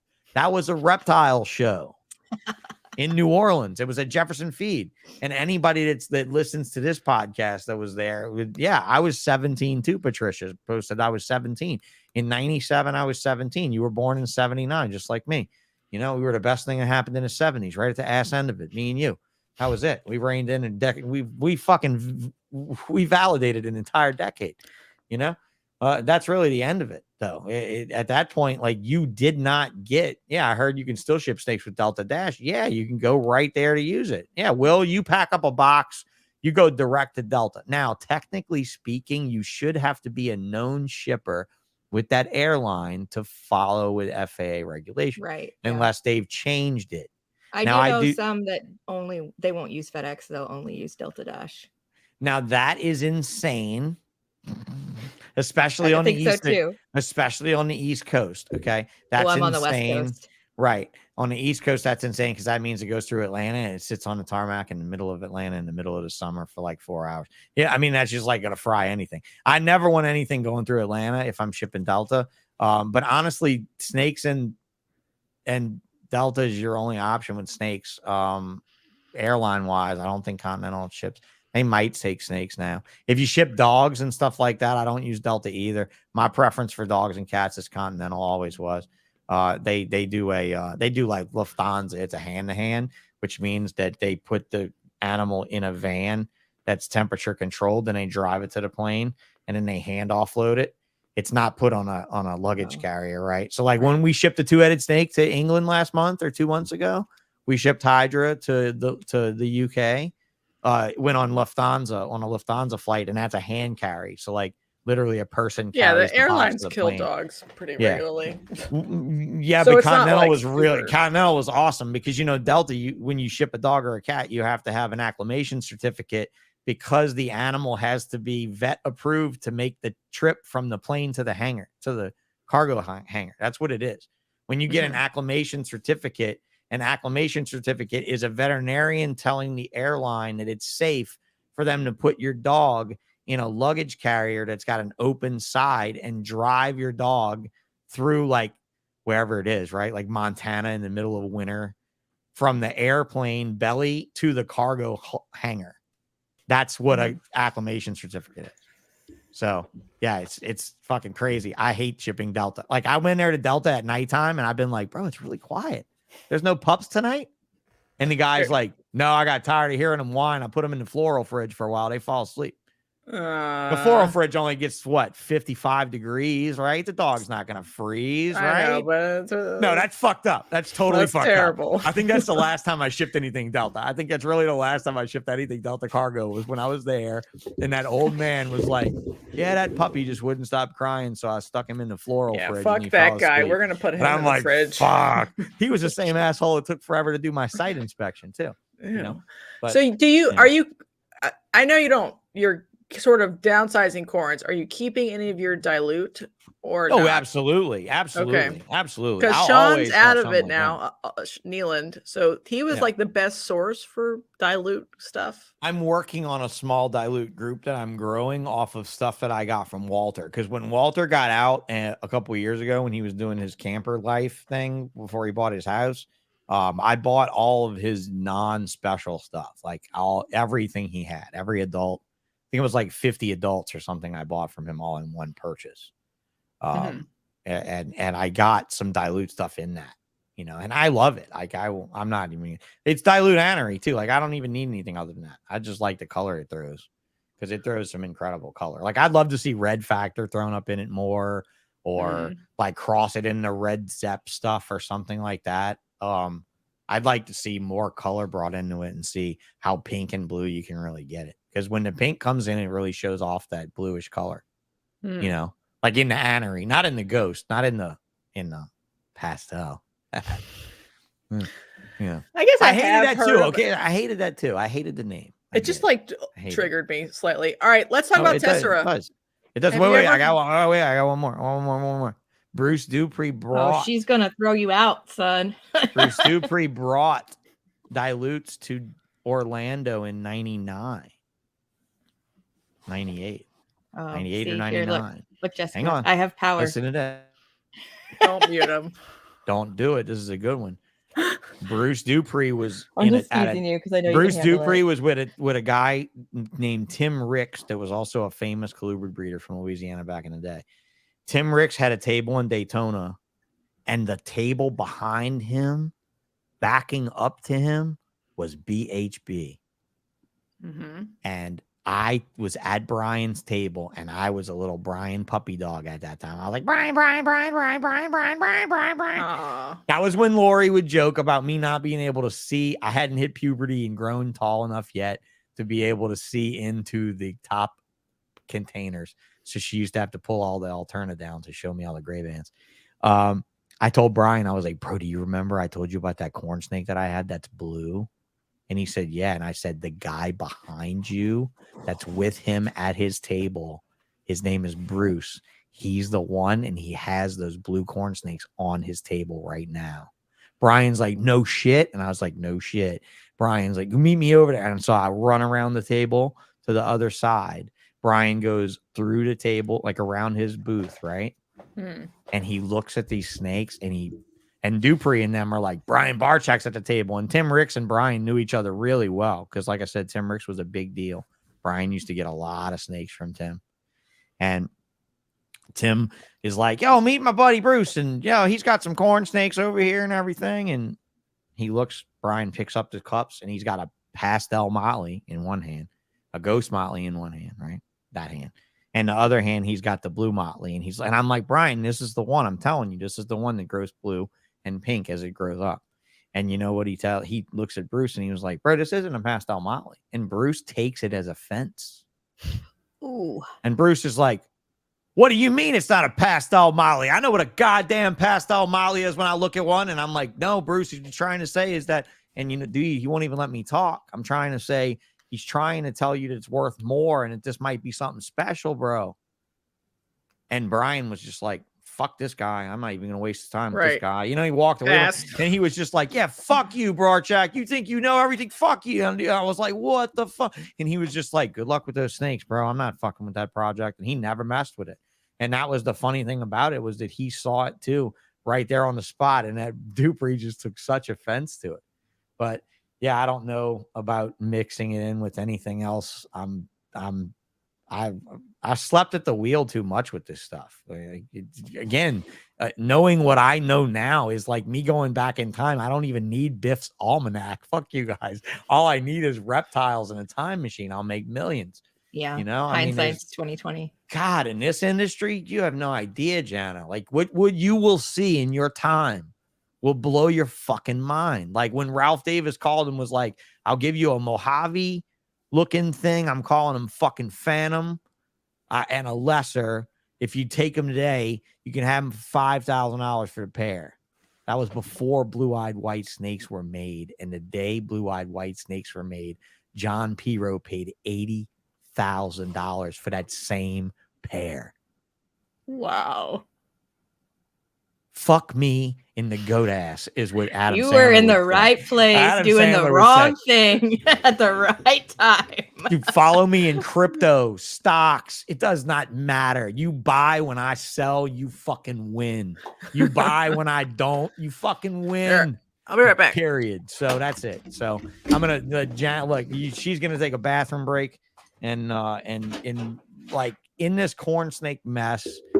What is the corn snake with the expensive makeup name? That's like very red Zepp, probably, and all that. Some of this stuff is so confused, Jana, just because people didn't care about recording any of this stuff as history then. Yeah, I And know. that's why that's what you're trying to yeah. do. That's what I'm trying to do it, and you're doing it too. I think we're all doing it. I think ball shit maybe has more of a goal in mind to do the history. You're doing it intentionally. If we're doing it, it's by accident. Yeah, you guys are not. Well, it's part of it, right? I think it's part of it, and I think that some of these guys with ball pythons and with geckos and stuff that are doing these podcasts are literally sitting on the next big thing. And some of them are. I'm not, but I've had big things, and you just have to be extremely observant of what you're looking at. So like when you do that hot Daytona run that Jessica was talking about with the gift bag where you're just like smash and grab, ooh, gimme, right? Now, granted, this motherfucker was actually spending probably a massive amount of $30 per snake. So this little gift bag was not very expensive. You know what I mean? And there might have been a gem in there every 5 years from what I've seen Don produce from crazy shit he bought at shows.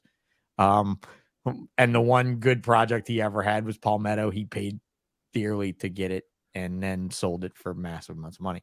I think that we all just have to be observant of what we have. And when you buy that special thing and it has a sparkly scale and it feels a little rough, holy fuck. Don't buy it as a pure animal because it's a goddamn mutt. Okay. And if your ball python looks like an Angolan python, it better have come from straight fire reptiles and not have bumpy skin, or else it's a fucking mutt. All right. I'm sorry. You people are going to fuck things up buying weird stuff thinking you got the next big thing because you haven't done the legwork, or you've been like Andy Barr and just been simply breeding a fucking mutt on purpose and telling people you didn't. Jessica, do you think that's what your dinker's going to end up being as a mutt? I don't know. We'll see. What is it? A dinker corn? No, it's a ball python. It just reminds me of a angry ball. But he doesn't look. For those who don't know, can you say what an angry ball is? I feel like I can feel it, but I can feel it. It does not feel like a ball python, right? But it feels like how like the micro scale has a different feel to it.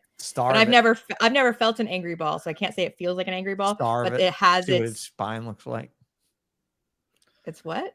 Starve it. See what its spine looks like. Different. It wouldn't be totally indented, but it wouldn't be totally dented. But I don't think it's a 50-50, so it looks Jana, more... an Angolan python. The coolest thing about Angolan pythons is that missing link between the South African rock and the ball python is it has the head of a ball python and it has the spine of a Malurus or a Seabay or a rock python. If you get an Angolan python ever in your hands, I want you to notice that it's round and flat and that the spine actually dents in the middle, right? Like it comes like this. And then a blood python and a ball python have a tented back, have a tented spine. Right? Is angry ball, is that Angolan and ball python? Yeah. Yeah. So like, and then like in a blood ball, like a blood ball hybrid would probably have like slicker skin, more like glossy skin, thinner skin. Just things like some of this shit. Again, we need some genetic testing that does this. I don't give a fuck what's het for clown. Yeah. I just want to comment on the comment below. Blazing Blue Tongues. You let us know when you're starting that reptile history podcast for your continent. Okay, that's on you now.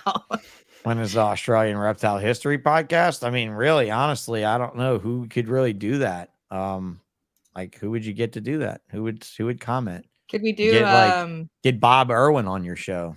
Steve's dad. Oh, yeah, or he's done podcasts.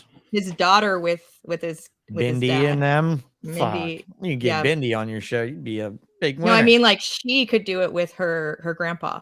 Oh yeah, well, I mean the history of their reptile park, at least, the history. Right, you gotta remember the Irwins aren't actually our allies. I don't know why. I mean, I know why people idolize them, but they don't believe in captive keeping particularly. No. Well, no, not now. Not now. No, even Steve. Steve was not. He could get you into them, but he didn't want you to be a keeper. He wanted a zoo and private people not having things. I don't Steve's. necessarily think that's the truth. I do. I think that's He probably. said it. There's quotes. I'll look them up All right. at some point. So Well, like, I don't know. He He was awful close to Kevin McCurley and did a lot of snake hunting and stuff in America with a bunch of I'm people sure that had he a bunch did, of but captive snakes. I think his persuasion was conservation, not Yeah. captive keeping. And I For think sure. if it would have come up to him, he would have been like, no one should keep anything. I'd rather conserve. Yeah, he wasn't our enemy, I think but I think he would have our awakened best friend. himself. I think he would have awakened himself, dear. I think what he would have done was he would have seen those of us that had the passion that used the financial end of it to fuel the work, right? Because the work has to be fueled some kind of way, right? A zoo can fund it, but a zoo is so limited, right? Why wouldn't you want the awareness to be out there in the world? I'm just telling you what I've read from his interviews. Oh, no, it's fine. It doesn't it's fine. to me sound like he was really that much on captive keeping side. Well, he wasn't that much on being friendly to people and kids and stuff either. When you figure out how many little girls and boys were out there in the woods holding shit by the tail trying to be. Right, I don't give a shit about that. Wasn't the greatest example. I'm just talking about either, like people in the hobby that are keepers that are like, he's the best thing that's ever happened. He might have gotten you interested in the topic, but he wasn't a keeper's person. So like, because guess what? Because his chain link fence in his yard was better than the chain link fence that the Florida guys have. That's right. Yard. Even so, though you know, he was basically a de facto like keeper blown up in size over. He would be the guy that I would love to debate the keeping of animals with, and just see how extinct animals would be now without us. And this is why, like, I get bitched out by one of the local veterinarians when he catches me at a show doing a pro smuggler speech to people. And I'm like, I'm such a fan of smugglers. And Dr. Rich is like, what the fuck are you over there saying? And I'm like, Greg, don't worry, bro. I'm not like telling him to smuggle birds. And I'm like, yeah, he's a bird vet. He does a lot of birds. I was like, he's a bird vet. I was like, most of the shit he does that's weird is smuggled. He's a bird vet of New Orleans, for Christ's sake. If Lenny Kravitz has a sick bird, do you think it's a fucking regular parakeet? Probably not. Mm-mm. It's probably some weird ass bird that one of my other friends brought in from Africa or some shit, you know. Like when I see two, like, again, it's totally not racist. It's concerning when I see two of my incredibly white, incredibly American and used to American ways friends in the Republic of Congo just chilling. What you doing? Like, what are you doing there, bro? What the fuck are you doing there? Yeah. Well, he's a primate smuggler. He's a primate smuggler, and he's a primate breeder in the U.S. That's oh yeah. Small Towns brought up a good point. I did listen to this one too, but if anybody wants like a deep dive into Steve Irwin's history, including Back to Bob and like the original like iterations of the zoo before it became like what it was like. It has many names, and many times they bought more acres and added to it, Tiger King style, with their chain link fence and their, you know, just sort of ragtag. Most of us are doing a better job. Right. They are a keeper, like grown up, but they end up having like a weird perception of captive keeping, even though that's what they were to begin with. You have to take that angle, right? It's like the Tampa Zoo. I went through the Tampa Zoo and saw 6 different signs dissuading pet keepers from keeping this animal. One was a Burmese in the Everglades. Like when you go to Tampa Zoo and you're in the Everglades exhibit in Tampa Zoo, there's a Burmese exhibit in the fucking Everglades exhibit, which I think is disgusting in itself. But then there, of course, there's an octopus, and there's a sign that says don't keep octopus as pets. So I asked the keeper there how many octopus they kill a year, showing people that you can't keep them. I said, you know, if you can 3D print a big gelatinous fucking fake octopus and put it in an aquarium, and people that go to public aquariums would never know the difference in that. And you would not be killing a mimic octopus every 6 months because they live only 6 months. So every time you go to a zoo and you see, or an aquarium and you see an octopus on display, question them keeping an octopus on display because they kill one every 6 months to tell you not to keep one. Right. There's absolutely a double standard. That's very weird. Fuck And- you. Breed octopus in the back. I'm fine with it. Are you breeding octopi here? Are you I got making octopi right No. here. If there's no octopi here, then fuck you. You are killing an octopus every 6 months to show people not to have octopus as pet. Right. And All that is right. disgusting. So Now that Yeah. we've covered Octopussy, let's quickly get into our last 3 sponsors because we didn't do it yet. Jana, are you Oh, ready? yeah, last 3 If you sponsors. prepared your loins. My loins are prepared. Hang on, let me just pull it up. Excellent. All right. Before we So- get it, I do want to do Tessera. Hopefully we make it to it. So let's do this quick. Bravo Zulu Ball Pythons is updating us on how her breeding's going. It looks like she has a female in glow. She is a female veteran ball python breeder who is also in college. So if you want to support those things, then make sure you check her out and let her know that you want to support her. And hopefully they have some exciting stuff hatching out this season. It's cool looking. I wonder if it's, to me, it looks like a head effect. The fun. Yeah, for sure. Yeah. And then Chris at BNS Reptilia. He is our go-to guy for all things not ball python, but he also does do ball pythons. So if you're looking to get into something else, horn snakes, for What is that? example. What is that? I don't He does know. not What is say. that? A xanthic and hypo bull snake. Very Believe. cool. It's very ghostly. It's very cool. Yeah, it looks like a ghost. it is a ghost, but- Ghost Sonoran.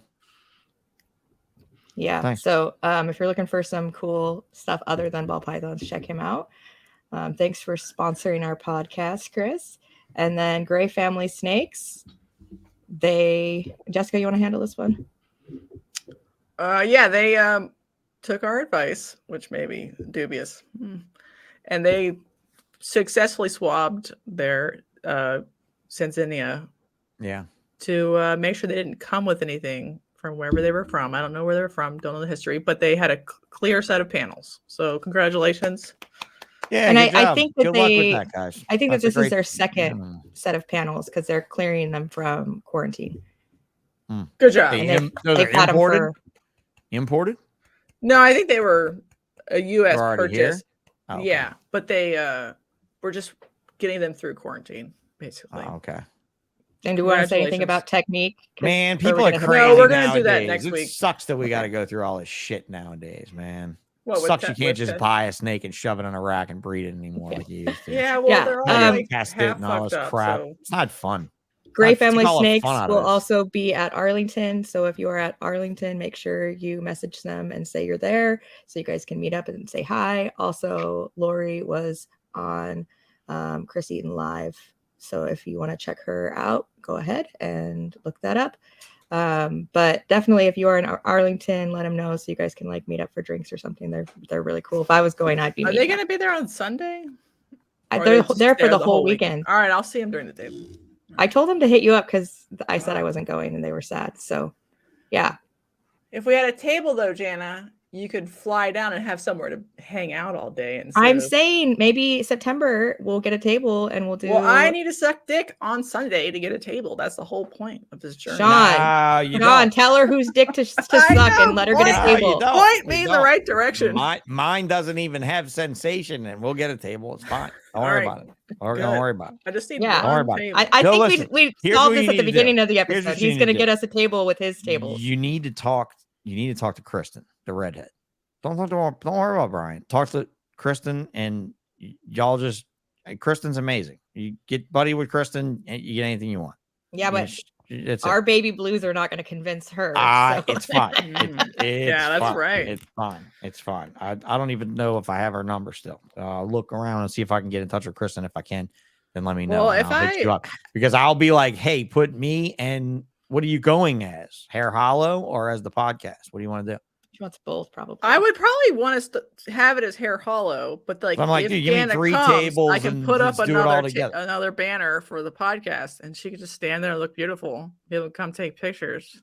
Right. And this table will Marshall's share. is Marshall's not a sponsor of this podcast, but Marshall can hook it up too. Marshall can pull strings. Marshall's charming as fuck. Marshall can help you guys out. He's like one of your biggest fans. Marshall.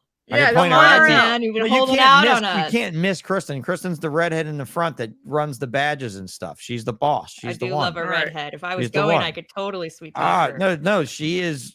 Listen, she's Right, got this this. is episode. She's got 69. this raspy voice, and even her daughter has the same raspy voice, right? Like it's the sexiest voice. And honestly, she's been nothing but such a great friend to me for like decades now. Kristen's amazing. So, yeah, he said, Marshall says, I will make the intro. Yeah, Marshall, hook this up, man. I'm not going to be there. Hook your girls up with the way, right? It's not just for the Mandalorian. It's just, it's for all of us, right? I mean, Yeah. so you know, I would be this happy to do a industry- table next to you or whatever, but I don't know if It's you want not our what you spank know. on you. No, I want us to stink together. I think it would be amazing. I want to go as Exotics by nature to get rid of some animals, and I will always float a bullshit banner and probably do t-shirts for a show. That's why I haven't done shirts yet, because I haven't booked a show worthy of shirt selling yet. So it looks like Daytona If might we be do it. end up in Arlington, I will definitely be bringing holdback rack shirts. Yeah, I'm gonna go to Daytona though, guys. Definitely going to Daytona this year. I'm not gonna miss it this time. And yeah, I love a raspy voice too. Small town exotics. It gets me every time.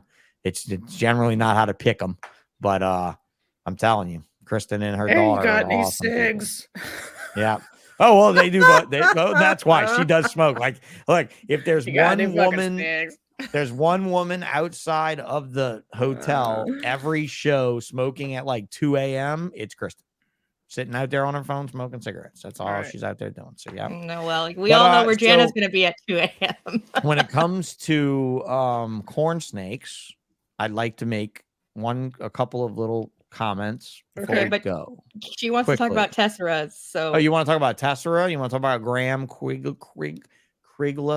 Yeah, I'm not done. Graham. But if you He's want, not done with you I just yet. wanted to do the ad spot I'm before not people very literally deep. disappeared. I'm not very deep on Tessera. Well, we're actually at 46 and we were at 35, so I don't think people are going anywhere. No, it's fun. They will catch it on the replay. They dig the raspy redhead talk. That's it. Hell yeah. So, all right. So let me just make them clear. Yeah. Do you think Tessera is Newport, the Cow King morph? And do you think Tessera is a hybrid, many generations removed? Oh my God.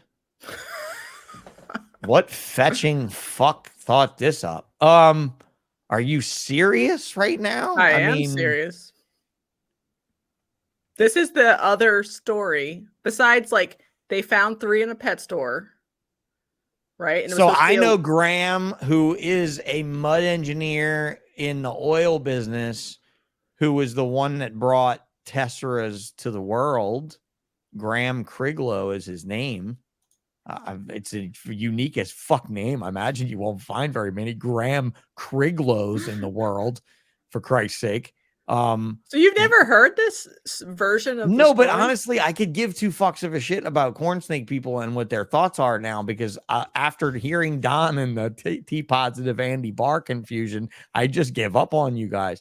Like, that's it. Like, if you're gonna listen to one guy and be like, Don Soderbergh said it, and it's just like, no, this Count isn't from Dracula Don. said it, and no, I'm just so saying Don doesn't think it's a hybrid at all. I agree with Don. Because Don knows Graham directly, because Don helped Graham bring him to market. And I know Graham through Tim Bailey, who knows Graham through the oil business, not even from the snake field. And dude, Tim Bailey was like fanboy back then. Nobody really knew who Tim was. And he's a mud engineer, so that's for drilling fluids, right? That's when you are engineering different drilling fluids to go through different kinds of, earth. And so Tim was a mud engineer and Graham was a mud engineer, and they were offshore working together on a rig and got to talking about snakes. And Tim's like, "Oh, I'm doing ball python." Okay, but what does that have to do anyway, with Graham says, this is what I'm Tessera? saying. Graham says, I've got this crazy corn snake gene that I've been working with.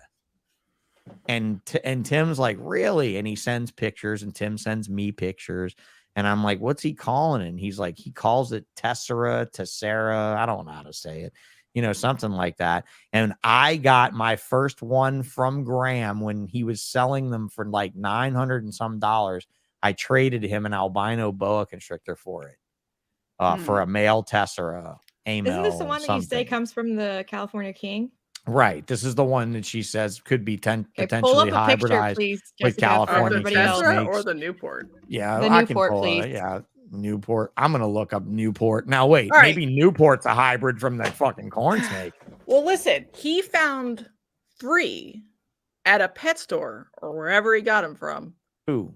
that were the same age, so like implying from the same clutch, who were all Tessera. Do you think it's suspicious or not that he magically found 3 of a new morph together? Okay, can we pull up the Bro, the this is on Newport. screen? This is Newport. Yeah, it's mind blowing, right? It's like on the money. No, this is mine. I gave this to a guy in Florida as a gift. What did I call it? Yeah, I gave this to a guy in Florida. Yeah, this is old. This is an old gene. It has nothing to do with Tessera. It's its own gene, though. I had it. I gave it to a guy. I donated it to him. He had a house fire, and I felt I don't bad think for him. Sean's listening to me. I feel like you're ignoring me. He's not. He's totally ignoring you. What? Yeah. He's totally discounting. I'm trying to your give theory. you like the theory for that this is Newport, and you're just like, it can't be. But you haven't presented What the is evidence. Newport? Put on your listening ears, and Jessica's going to say it again. Okay, and then you can So have he a found healthy 3 of the discussion. exact same brand new mutation from a source that some people have said was a pet store that were from the same clutch and all had the same mutation. If it was a spontaneous mutation, Corn snakes or cow kings? Tesseras. The original Tessera corn snakes were 3 out of Graham did, right? And then he was Graham like, these did? are weird corn snakes. I have 3. He thought he had 1, 2, but he actually had 2 males and a female. He sold one of the males to Dawn and bred them. And they were like, these are weird new corn morph. But what if they were actually Newports in jungle corns that were so high percent corn, they looked like corn snakes. And then when he went to breed them, the Newport gene comes over, which is totally fine. And then this would explain the fact that Tesseras are more likely to bite when they breed to hold down the females. Are you guys out of your fucking mind? I don't know about that. I think you're crazy. I think that's crazy. I believe think it. that's crazy. I believe and here's it. why. Here's why. Because Okay, tell me why. Here's why. Because this snake was mine. There was no Newport gene. Like, if this is the one, the cow king that I gave that guy, looked just like this and was probably dominant the way it acted. I only bred it once. Right, but Newport also is found in the wild. Okay, too. great. It's found in the wild. It's found in the wild. And I've never seen a Tessera that I've ever owned bite a female on the neck. Okay, ever. Yes. Some people have also said that. Yeah, but some and people have honestly, had it happen. Yeah, and there's a chance that cow king thing pull this off the screen. There's a chance that cow king thing came out like in jungle corns in general, because you had guys like Andy Barr mixing stuff. He wasn't the only one that was mixing stuff into corn snakes in Florida and selling them as corn snakes.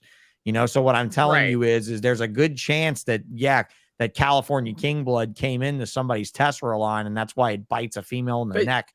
But it could have happened later. Like, people saw the Tessera, thought it was cool, and was like, "Fuck it, I have a Newport. Now I'm going to make hybrids later." That could have also happened.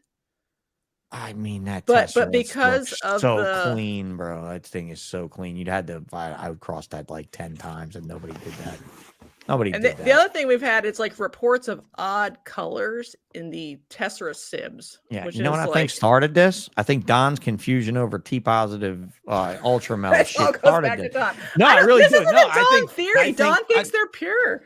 No, this I think other people. What I'm saying is the speculation of everything goes back to people like Andy Barr causing speculation. So you guys need to be out there judging the fuck out of hybrid breeders. Okay. I'm sorry if you're a ball python person, you think angry balls are cute. You're a fucking piece of shit, and you should not be in this industry.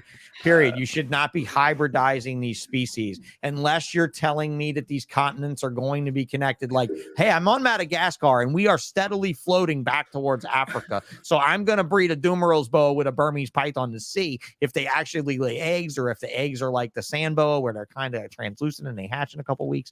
You know, like what happens to them when I breed a live bearing snake to an egg laying snake? I mean, honestly, I'm sorry, Patricia, if that's what it is. I just cannot get behind people that breed. Thank you. There you go. Wonderful. Appreciate it. Red, please. You should be playing my same warning. Hey, from where's my our other soundboard for the Yeah. clapping and cheering? Please play my warning from my other show. Like, Yeah, I I'm know. sorry to say it so staunchly, but like, you know, like there it is. Regan said it. Hey, Pangea, mic drop. Like, put that up. Like, that's some shit right there. Pangea, mic drop. Like, thank God you said it. Like, I rewound, you know, but like whenever somebody made the albino ball Burmese hybrid and they said, what should we name it, was on a local reptile group, and in capital letters I wrote undeniable clusterfuck in caps, you know, and somebody was like, how dare you, it's such a beautiful snake.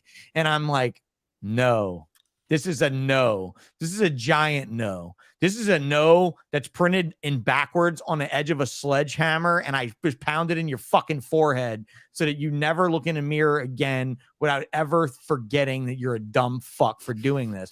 Because at some point, some asshole down the line, like, dude, I got it right now. I got it in my Brazilian rainbow boas. You know what I'm going to do? I'm going to make the most orange in the long run. It's going to take me 10 years, but I'm going to make the most orange and most intense T-positive Brazilian rainbow boas you'll ever see. You know why? Because they're fucking hybrids. Because the female Brazilians that I bought from JMG are so goddamn gorgeous and so red and so orange. There ain't no fucking way they're Brazilian rainbow boas. They've got Peruvian rainbow boa all up in them. And you never see gauge eye in America anymore, but it's fucking orange. I mean, reddish orange. It's tomato orange. It's not like sun-kissed orange. It's You keep talking. I'm gonna just show know. some suspicious pictures. That's fine. Show some Here's a suspicious Tessera. pictures. Oh, now that right there is a fucking hybrid. That's a Or that's a Newport. king snake. Okay, that's Yeah. a Newport. Okay, That's there the you go. whole Yeah. point. Is Totally, they yeah. so No, mutations. that's a cow king. Like, that's obviously not a corn snake. Like, you're not gonna right. breed a. I'm saying show- somebody bred a Newport a long time I ago. understand what you're saying. Can you show me an 8th generation jungle corn, please? That's been bred back to corn snake. No. Every time. Yeah. I don't know. No. If you're gonna say that, I'm saying Sunkiss came from somewhere else too, because that's a warp gene and it's cool, and it should have definitely come from somewhere else. You know, but we have the locality origin of that. We don't need. But this one was like found on king snake with 3 of them that were the same age. That's why it's more suspicious, because nobody knows who bred them to begin I with. understand. And you know All what? right. Who cares now? I don't If know that's why the I'm case, getting then- literally. Hey, look, if that's the crazy case, then corn. Jessica, why? What other cow king morphs can I get? I know here's what I'm saying. Okay, we take I mean, really, is there? embryi You know, and we get chocolate, and we have the sable version in corn snakes instead of pretending like we don't have it. Are there Honestly- naturally corn snakes in California? No.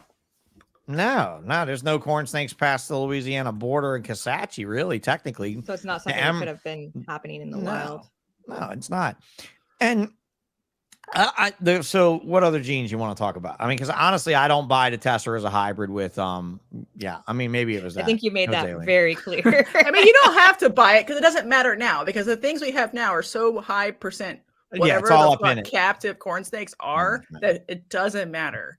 Right. Like, I'm not mad if there's a small percent embryi deep down 7 generations ago. I don't give a shit. I noticed that my Tesseras rattle their tail at a different frequency than the rest of my corn snakes. I think they're fuck you people that are different, but I don't know. I mean, really, because like I am going to be old school with reptiles to a certain extent. I am going to be the 1 foot in, 1 foot out kind of guy these days, because this is a very different community and world than what I grew up in.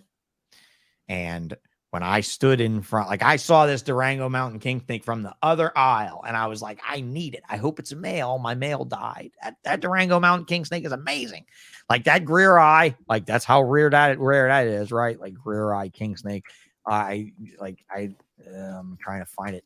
A greenish colored Nuevo Leon king snake, but like this green. Put me up. Yeah, put me in, coach. This green of this snake right here in this picture. It's kingsnake.com, this old ass picture. This green of this greer eye. I see this snake from an aisle away, and I'm like, I'm buying that if it's a male or a female. It's so fine. And I get over there, and the dude tells me it's a hybrid between a corn snake, a Thayer, a cow king, and a milk snake, and a pueblo. All right. And I'm like, holy shit, this is a bad idea, bro. Like, I don't want to do this at all. Bad idea, I said. But I was like, I can't believe this. And he hands me his price list. And his price list is literally the dumbest business plan ever to hit Reptile. It is what morph would you like? Circle what you want. And literally you would circle it, give him a deposit, and next year he would give you your snake. Like he was hybridizing, he was Frankensteining it. Yeah, he was Yeah. making your Frankenstein. That's it. Yeah, foil hats will not protect you from this sledgehammer. And so while I'm standing there talking to the guy, right, this old man comes up, and this old man's like, man, that is such a nice rear eye. I have not seen a Durango. Like I'm with the only other dude in the show that knows what the fuck we're looking at, right? And I'm like, sir, it's actually not a rear eye. It's a hybrid between four. And I was like, not impressed at all when I'm saying it. And I'm like, and here's his price list. Dude, this old man comes off his shit. I ought to come across that table and beat the shit out of you, man. You're a fucking man. You're fucking it all up, son.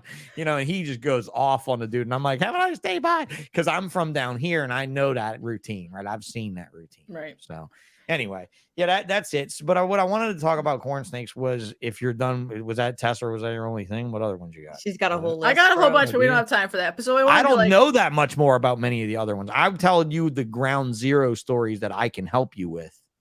We can go down this road with some other stuff. We'll have round 2, or I'll come on your show or something. But yeah, for sure. But what I wanted to point people out to is, when I saw the first butter stripes, Rich Zukowski wanted $1,000 a piece for them, and I literally laughed, and I thought, who would ever buy a corn snake for $1,000?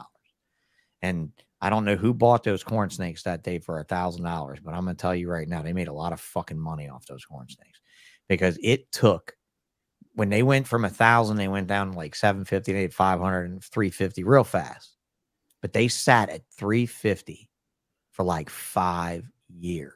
That's insane for a corn Okay. snake. And if you look at 30 babies at $350 a year is $10,500. That animal lived in a 28-quart container its entire life. It ate one mouse per week, 8 months out of the year. 9 months out of the year. That is absolute money. And people, when I got into ball pythons, I dropped corn snakes for ball pythons. But for the first 2 or 3 years, I was pretty heavy in corn snakes while I was getting into balls. And do you know what all the ball python guys said? I don't know how you make money selling them shitty little corn snakes. And I'm like, now I'm looking at my ball pythons and I'm thinking, unless you have the top of the game, I don't know how anybody's making money with ball python, And I think about it as an absolute ground zero cost project. Like, what is the cost of running this? And I think I can raise a mouse for 75 cents to adulthood. It costs me $1.50 minimum probably to raise a rat right now. I can feed this corn snake, and it has 30 babies a year. It double clutches, right? I mean, 20 in the first clutch, 10 in the second, 15 in the first clutch, whatever, right? However it falls number wise. You're getting 30. Like when I got 30 eggs out of a female palmetto at $500 a palmetto, fuck your ball python. I mean, honestly, fuck your ball. I'm like literally feeding this thing sawdust and it's shitting lumber. Like it's effective. This is cost-effective stuff, right? High-end lumber. Yeah, indeed. It's if you think about it, like the cost-effectiveness of colubrid breeding can be absolutely unbelievable. But the babies to feed them and to work with that many of them can be a nightmare. Right. It's a high touch. Yeah, my employee stands in front of a rack of 400 baby corn snakes for an entire day of work. Mm-hmm. And she's like, I've been in front of this one little rack for an entire fucking day. And that's why I tell her, clean the top one day, clean the bottom another day. move on, because then at least you feel like you're doing something with your time and Yeah. you're not going to be all pissed off, right? Mhm. And so yeah, anyway, like I wanted to focus that because I know that your podcast and mine tend to end up revolving around higher end valued animals and people that think money, money, money. Or, oh, I love this hobby, but I would love to make money doing it. You know, Yeah. don't look past the little bitty stuff. Patricia, they do shit often. I'm sorry. That was a great one. How often do they shit? They shit often. They shit double often more than ball pythons. If they're gopher snakes, they shit probably 4 times as much as ball pythons. If they're blood pythons, but they since shit they're not about. as big, they dry out faster. Right. So like, Or- is that a benefit, or do they paint with That's them? what I'm They usually saying, don't but- paint as much, but they'll drop it and it'll dry out in the sandy chip or whatever, and you just come and pick it up like kitty That's it. litter once a week. Yeah, you anyway. literally could sift it. If you're using Santa chips, you can literally sift Yeah. it like kitty litter. So I mean, it's you're not as, going to like, get urates like that. Urates are going to break up. But Patricia, Jurassic Art Royals, if you're concerned with shit, get blood pythons instead. you'll never have. They to bottle clean it up. once a They year. bottle it up for you 3 months everywhere. Just that's it. You know, there's no need to sift your reptile when you get a dog-sized shit ball every 3 months. You know, and that's it. I mean, that's really it. But All right. no, it's not a stupid name at all. I don't mean to say it's stupid. I just meant there's royals in the name. That was one thing with my name that I always tried to do, was make it bigger than me, right? Exotics by nature, we could run a lot. We could run a lot of stuff, but I was just saying it more on the comment of royals, and you could call it bloods, because they don't shit nearly as much, you know, All right. nearly as much. Do you think there can be a Don Soderbergh 2.0, like someone who basically just does corn snakes and does obviously wholesale some, but their retail game is their primary game?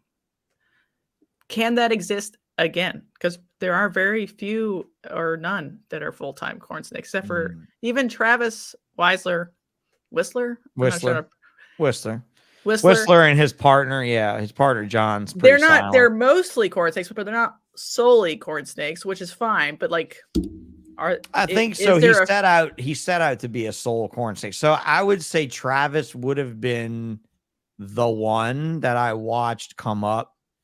And if I had somebody to say took my place, and I don't mean say that as an ego thing, but I did have cornsnakemorphs.com, and I was gunning for a large collection. I was producing, I mean, I probably had adult corn snakes. I probably had 200 breeders, maybe. At the height. Wholesale, like the no wholesale, some? no wholesale, Okay, all no retail. wholesale, retail. Well, honestly, wholesale, but only to Taiwan. Only export wholesale. Only export wholesale. No Mark Bell runs, none of that shit. None of that. They wanted it. Oh, they wanted it, but you couldn't pay me enough. You couldn't pay me enough. But like in 2002 or 3, I wrote an article for a teaching magazine, a teaching book, and that blew up. For like, we would sell pairs of corn snakes to teachers everywhere. And then I also wrote an article for that South African magazine that I always show. Ultimate Exotics was the name of the magazine. I wrote a corn snake article for them as well. In 2002, we did all the photography for it and stuff. And that always helped, you know, to like bring awareness to stuff. I totally think there can be a Don Soderbergh 2.0, but I'm not sure who that is. I mean, honestly, I would have thought it would have been Stephen Roylance, but now he's down and out too. I hear. How sad is that? That's very sad, because I will honestly say, for a guy that I did very little business with, if I had to drool over any one complete collection of one species of snake and it wasn't Justin Kabilka, it would have probably been Stephen Roylance, honestly. Yeah. His Yeah. lava castañas were. Oh, I'm sure that's insane. I haven't even seen that. I couldn't. He was imagine making that. like extremely because I have advanced castagna lava. I have combos. castanis from when they first brought them in from KJ Lodrigue and stuff. So like I bought them from KJ. So if you want real castanis that are as close gets, we have those. But not crossed in anything cool like lava. You know, that sounds sick as fuck. But Steve was always ahead of the curve, dude. He was making creamsicle stripes and stuff when I was drooling over that shit. I mean, he was always really ahead on that stuff. And I was the guy who had the base genes. Like I had the T positive, right? The ultra mel, just never figured it out enough to name it. That's all. I was too busy trying to figure it out. They named it before they even figured it out. They put a price on it before they even figured it out. You know, and I think that's a shame. At least ball pythons are pretty fast to figure out now. You know, you don't have guys out there selling het sunsets before they made sunsets, but you also don't have as many guys with sunsets on the rack not breeding it either, not thinking it's genetic. Because I mean, he didn't breed it for years, thinking, "Oh, it's not genetic." He didn't even try for the first couple of years it was in, because the Viper ball didn't prove out and it died or whatever. And it's just like Sunset and Viper came in together. You know, it's weird how this is. You know, I have one thing I would like to do, Jessica. I would like everybody that lives in the corn snake region to go outside and catch your corn snakes and ship them to each other. And then I'd like each other to let them loose. Tell you something about your theory? Yeah, it's stupid, right? Yeah. It's not stupid at all. It's not stupid, but not. I'm going to tell you why I don't think your theory would work the way you think it does based on the ball python theory. Okay. Do you think it's accurate for ball pythons at all, though? No. Interesting. Okay, you ready? Yeah, sure. I mean, it's think a dumb theory. It's not based on anything scientific. It's just based on the I fact mean, it's that fine to have a theory. here's right? why I have it. Let me just say why I have it. I have it Okay. because it's the only harvesting of reptiles in its numbers that we've ever had. Okay. Everything else is either wild caught, brought in and bred, or collected as youth in the wild, or collected as eggs like alligators and hatched. You know, we don't see a third world country catching a species for a seasonal hold and releasing it. And then we also don't see a species mutating more than that species that was being done with. That is the correlation that I see. That is the only correlation that I see. And the only reason I base it on anything is literally that we are out there with a giant spoon stirring the gumbo pot of ball python genetics. And guess when it stopped? When it stopped. Where's the new morphs? They don't come in no more. Because we're not catching them and releasing them like we were. Because we don't have the normal trade we did. We don't have the flow we did. It just Can I ain't give you a happening anymore. rebuttal? Are you ready? No, I'm ready for it. So mutation rates are fixed based on the species that they're in. They don't change more based on something. And what the catch and release program would actually cause more heterozygosity, so less probability of achieving a homozygous recessive mutation. So it would make it even harder to see. I think it's just a matter of like man hours on the ground looking at snakes. So you will see more the more you catch. And then the behavior of ball python is protective for normally deleterious pattern and color mutations. So a pied is more likely to live in the wild on a ball python because it spends enough time in burrows. It's not going to get picked off as easily. That's why bloods come in with mutations a lot too, because they're hiding in leaf litter or whatever. Yeah. So if we caught more bloods for leather and pick through them, we would see a lot of bloods that are living to adulthood with T+ albino or whatever, even more.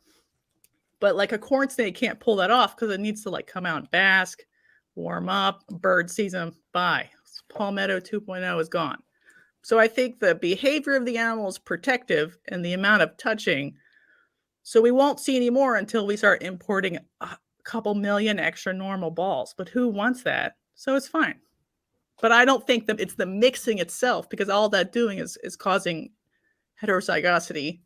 I think it's just like the natural history of the animal that allows us to see sure, because I more mean of the norm. my explanation doesn't really explain random productions of dominant mutations and things like that. But hets, it definitely does. And that's why if you brought me to Ghana and you showed me ball pythons, I could pick out het tri-stripes for you all fucking day. And when I said that in front of Snake Keeper's booth, she said nothing to me. And I walked away, rolled away that time, rolled to my table that time. And she came back to my table about an hour later. I said, Colette, how are you? She's like, I'm fine. When you were by my table earlier with Wilbanks and y'all were talking, I overheard you. Could you please tell me what you see in these animals that you say is het for tri-stripe? I said, are you kidding? Jana, do you need to go? No, it's time to go. everybody's just making fun of me in the comments. Right, because I'm being Jana's quiet. enjoying yourself as much. I No, am it's fine. enjoying We can- myself just no, fine. we I can- just there's not room for What me to I'm speak. saying- Wrap it up. and there's another one of If me. you were to Just ship wrap it up. corn snakes around the South, we would Yeah. have issues of like spreading pentastomes from Southern Florida to Georgia or whatever. Yeah, So don't do that. Well, honestly, And B, I don't these think people are no, never going to do that.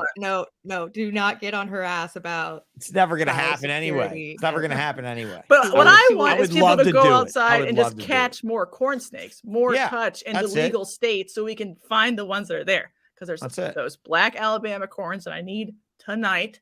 Right. Yesterday I needed them actually. You're in Alabama. Please Yeah. go herping. I and know, get great Jessica. family So- And snake. come up with a new name for Okeetees, please. Yeah. we And do. Miami's, please. Yes. And all the other locality-based morphs that you guys tend to gravitate towards, because now I'm calling anything with a heavy black outline an Okatee to sell it. Sorry. Jessica, we need the cat back. Okay, Can you the pop cat's in your coming. cat background. The cat is on its way. Because it happens all the time. It happened to me not long ago. I sold a Blitz ball python at a show. I sold a albino cinnamon Blitz at a show to a breeder, who then turned around and sold it as a hurricane to another breeder. That is fucked up, A. And B, we just got to have a council of elders decide on the name for things. Council of be like- Elders is me and you, dear. ABCs Well, I'm of not old judgment. enough. The ABCs of judgment. You have starred on the ABCs of judgment. We have Well, found you on Morph well- Market. We have found you. We've tried you, and we have found you guilty of impersonation. Your hurricane name, it will wash away like the dirt in your skin. Stinky German guy that doesn't bathe that much. And we will call it what it was originally called, which is not even Blitz. It is Trick. Right. Sorry. Yeah, I think that would First be name- the fine first to and be the like first the name. one that was discovered and announced first is the That's one right. that's the primary nomen. The and thing it can is, have though, synonyms and it's fine. you But and wait, but- I, though, have to be so trusted that we gain Morph Market veto power that we can actually delete the category on air. We can be God. like, okay, watch Hurricane go bye-bye He's now. gotta- Bye-bye. Guys, Lori Fine. Gray has a Lori, and she's gonna get a hurricane this weekend at Arlington, and she's gonna make Hurricane Lori. There How you go. fucking And you know what? awesome Lori is that? Gray, I will be one of the only people on planet Earth to tell you that Lori is not het red axanthic. Lori Yeah, I is don't think so not either. No, green it's- pastel I / agree. lace blackback. me Lori get is its that own sound fucking effect. thing. Yeah, You know Lori is why? its own thing. If you make the Absolutely. super with them all, you'll see it in the super. Yep. Truth. The Lori's But got you a still stripe think right it's a down the back. lilac. Oh, It's a lilac. absolutely. it's In the definitely complex. a lilac. There's no doubt it's And a it's lilac. Yeah. near on the gradient of how saturated it is. It's near het red axanthic, but it's Oh, not yeah. the same. But the super form of the mix of them is It's where not the you'll same. see it Correct. is not the same. You can breed them all to each other and you'll see the different supers. They'll all be different supers. Pretty in cool ways too. I think the Lori has a skunk stripe right down the back, all the way down, with a cool pattern down the sides. You know, it's weird. Lori makes a dorsal stripe for some reason. It's strange. And I made a cinnamon. That was when we were having our bar check feud though. When I made the cinnamon sable Lori and I called it the dirty Lori. And I was being really, and then the Lori, Chris gave me a hard time on the show because when I got rid of my collection, I had a Lori male and no one wanted it because everybody thought it was het red axanthic. Everybody's like, it's the same as het red. And I'm like, no, it's not. I paid No, I think $5,000 for this touched on this animal. when I was paid- on your Yeah, I was on your yeah. story about how Lori touches a lot of fucking snakes. If she's saying it's something different, you better believe I'm believing The her. thing that's crazy is that they gave her such a hard time about it, and it was so different. Like when you look at it next to a normal, I'm like Yeah. wanting to question Brian's abilities and how many cool snakes slipped through his fucking blind ass fingers. Because I was like, how could you it's a possibly knack though, Because because that's the story. The story is that she found it in an African shipment, and she's like, Yes, "Look she- at this," and they she were like, pulled "That's it a out fucking and was normal." like, this one's mine. That's why it got the Yeah. name Lori, because they're like, that's Lori's snake. That's because exactly nobody right. Because saw Brian's it. like, you put it over there and you put your name on it. And she's like, I will. And I'll take every fucking dollar that I make Yeah. off of this. And when Yeah. I paid for those snakes and I traded for those snakes, I trade and I paid it her. I did not pay him. Not kidding. Like she wanted crested geckos. He's like, I don't really want crested geckos. So she called me up and she's like, I want you to send me at least 10 crested geckos. And I'm like, all right, I sent her crested geckos. He's like, motherfucker, you sent her crested. That's all right. And I'm like, dude, I'm telling you, cresteds are better than them leopard geckos. You should do crested geckos. He should have listened to me right then. Of course, he was telling me to do blue tongue skinks back then too, and I was not listening to him. I would have made a ton of money on that too. So, there's always that inside insight. All right, guys. So like we try to what's that? Create a new forum or Facebook page. Isn't there a page that talks about allelic combinations and things that have the same? Oh, but it's a never-ending argument until you can test for it and actually make a case of it. But there is like a page that I have bookmarked. I'll have to look for it. And it's on got Morph Market. It is. It's on Morph Market already. Right. God, I don't have time to cruise the world like you guys do either. I don't understand. Alex, message me on Instagram and remind me, and I'll get you that link. It's a really good like quick look. He's talking about corn snakes. Oh, yeah, I would use Ian's vivarium, Alex. Yeah, never mind. Yeah, Ian's is a better source. Yeah, Ian's is doing a good job, and all like. Yeah, I mean, somebody's like trying him to keep it together. I only want to tackle the single genes with you. I don't want to go into combinations of anything. I don't care about none of that. I don't care about naming them pastel molly. I don't care about all of that differences and stuff. I'm gonna definitely never gonna let you forget about pastel molly, but that's one of those ones where it's just really fucking aggravating. It's just aggravating. It's like hypo and ghost ball python. Please, Tracy, would you just fucking call it a hypo? And that's why she did that in her book. That fucking smack she did me. I was so shocked when that book came out, and I was like, you motherfucker, I can't print a book to get you back. Fucking evil fuckers. So what does somebody need to do, Sean, to be Don Soderbergh 2.0? Go to shows with a shopping bag and a bunch of money and just buy. Can he crack into a new morph? Or do you think they could go wide and be the best at okay, so what's holding corn snakes back from being this, since you want to tackle this and continue I'm desperate 2 hour and 20 minutes and then we're gonna... since you're desperate for material. Really, Jana, where are corn snakes lacking? What was it about ball pythons for you that hooked you? Was it the culture? Was it the money? Was it the colors? Was it what was it? But don't say all of the above. Give me a real specific reason. I will, if you let me have a turn to talk. So you've been sitting there quiet the whole time. I super quiet. So the thing for me that makes me hesitate on corn snakes, I was going to pull the trigger and I was going to get palmettos, but Jessica and I argue about it all the time, and we argue about enough stuff that I don't need to be arguing with my work wife about the snakes that I keep, because she doesn't think that we should be perpetuating genes that have mutations like that. So like the super lessers with the tiny eyes, the palmettos with the big eyes. And so it's an ethical thing that I have to debate with my work wife. So I'm not sure if it's worth it. But so those drew me because they have a higher price point.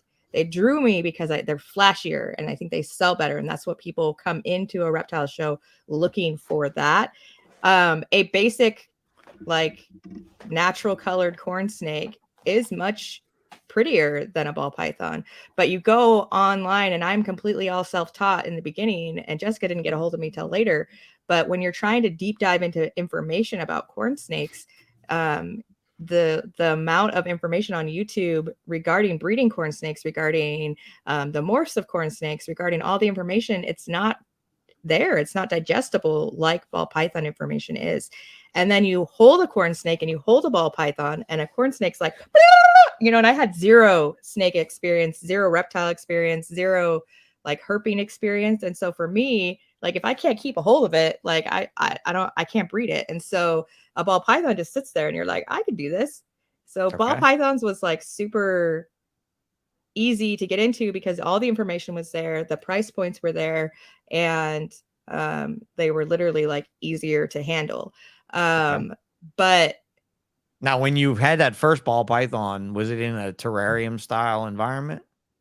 No, I started out to racking. I started out right to rack. We had You're a fucking chimera. You're you're such a strange one. Why? It's like a 1 in a million one. I can do that. It's fine. It's okay.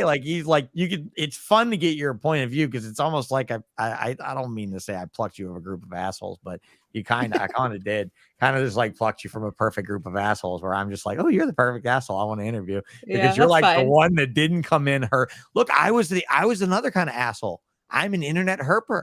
I never got in the woods. They got mosquitoes out there. I live in the fucking swamp. We They have air sure do have conditioning mosquitoes. inside. For what reason would I want to go out in the jungle?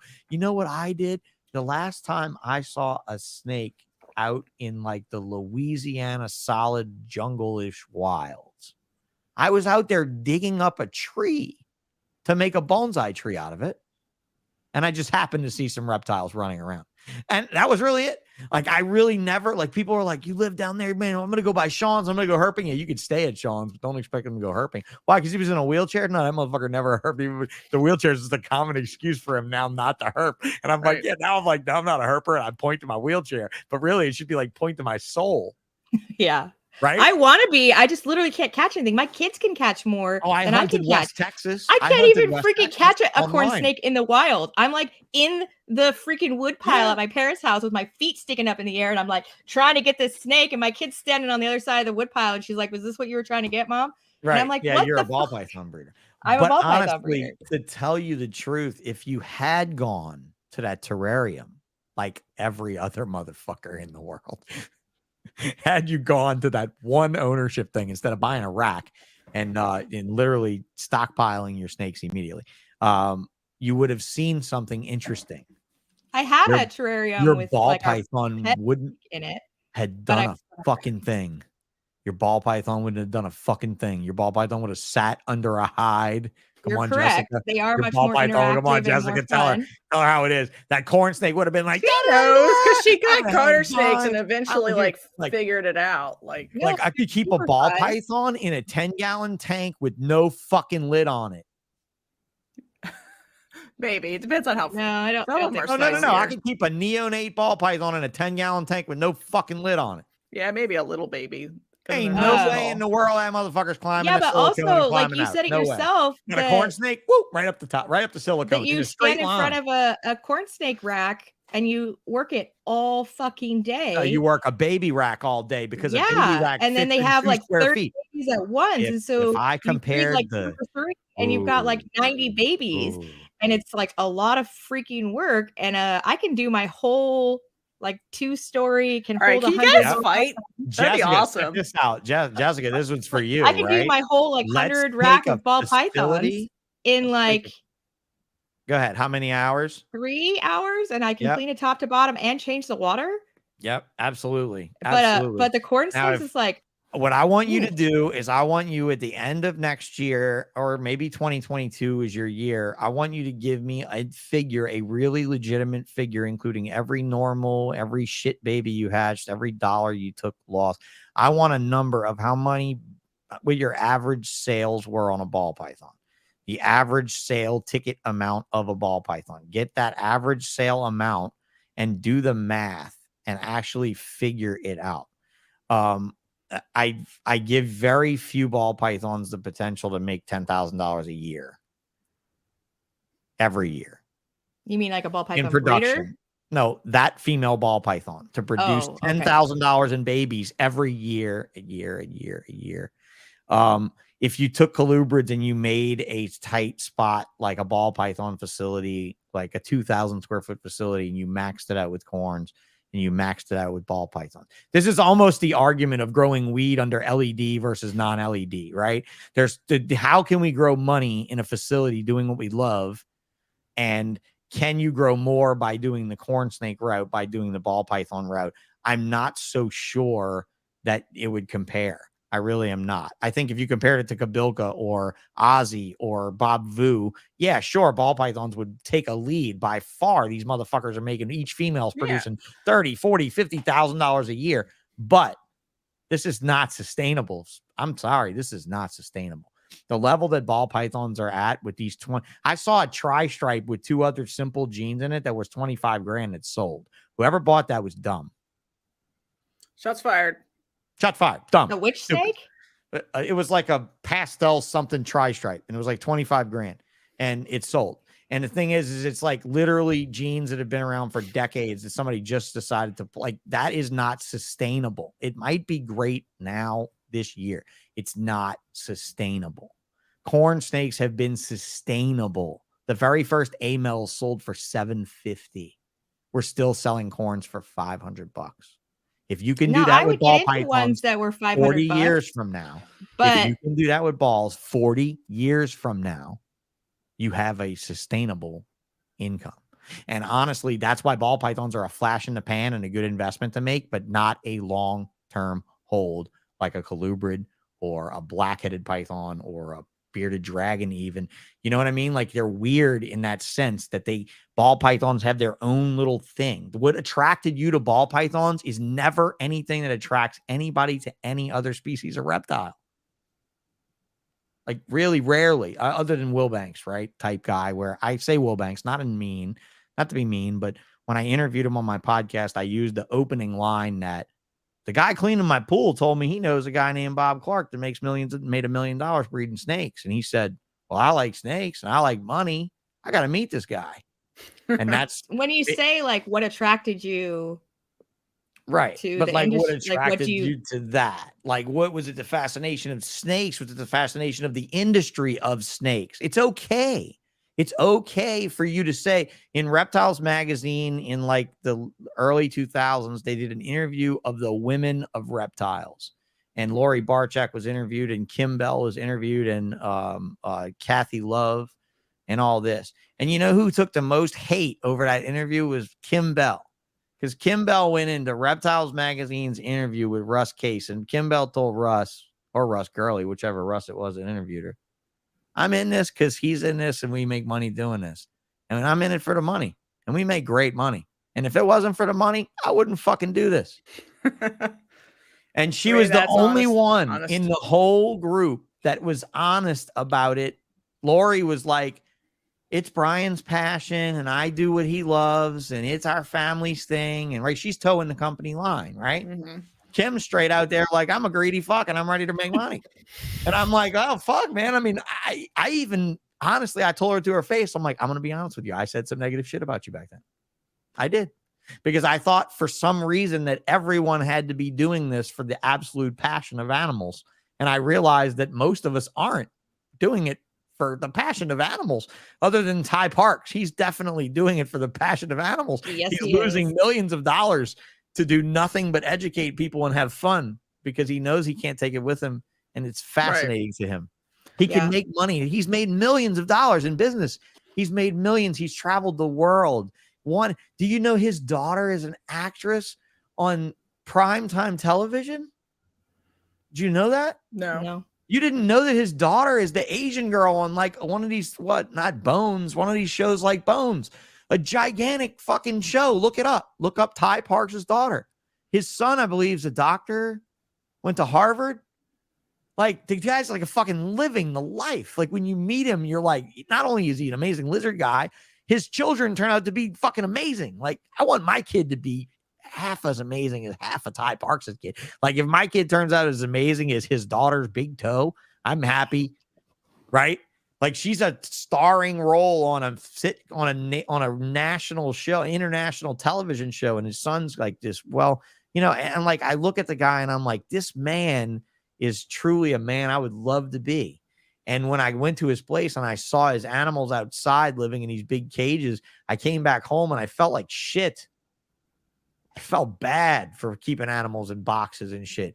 It fucked me up. And at that point, I was like, you know what? Maybe I don't want to make my money off this anymore. And that was actually where I started to. Well, Alex is asking if my argument for not wanting to do corns is labor versus price tag. So for me right now, especially when I was doing it full time and I was still married and my ex is a nuclear engineer. So like financially we were pretty stable and I was doing it more for myself.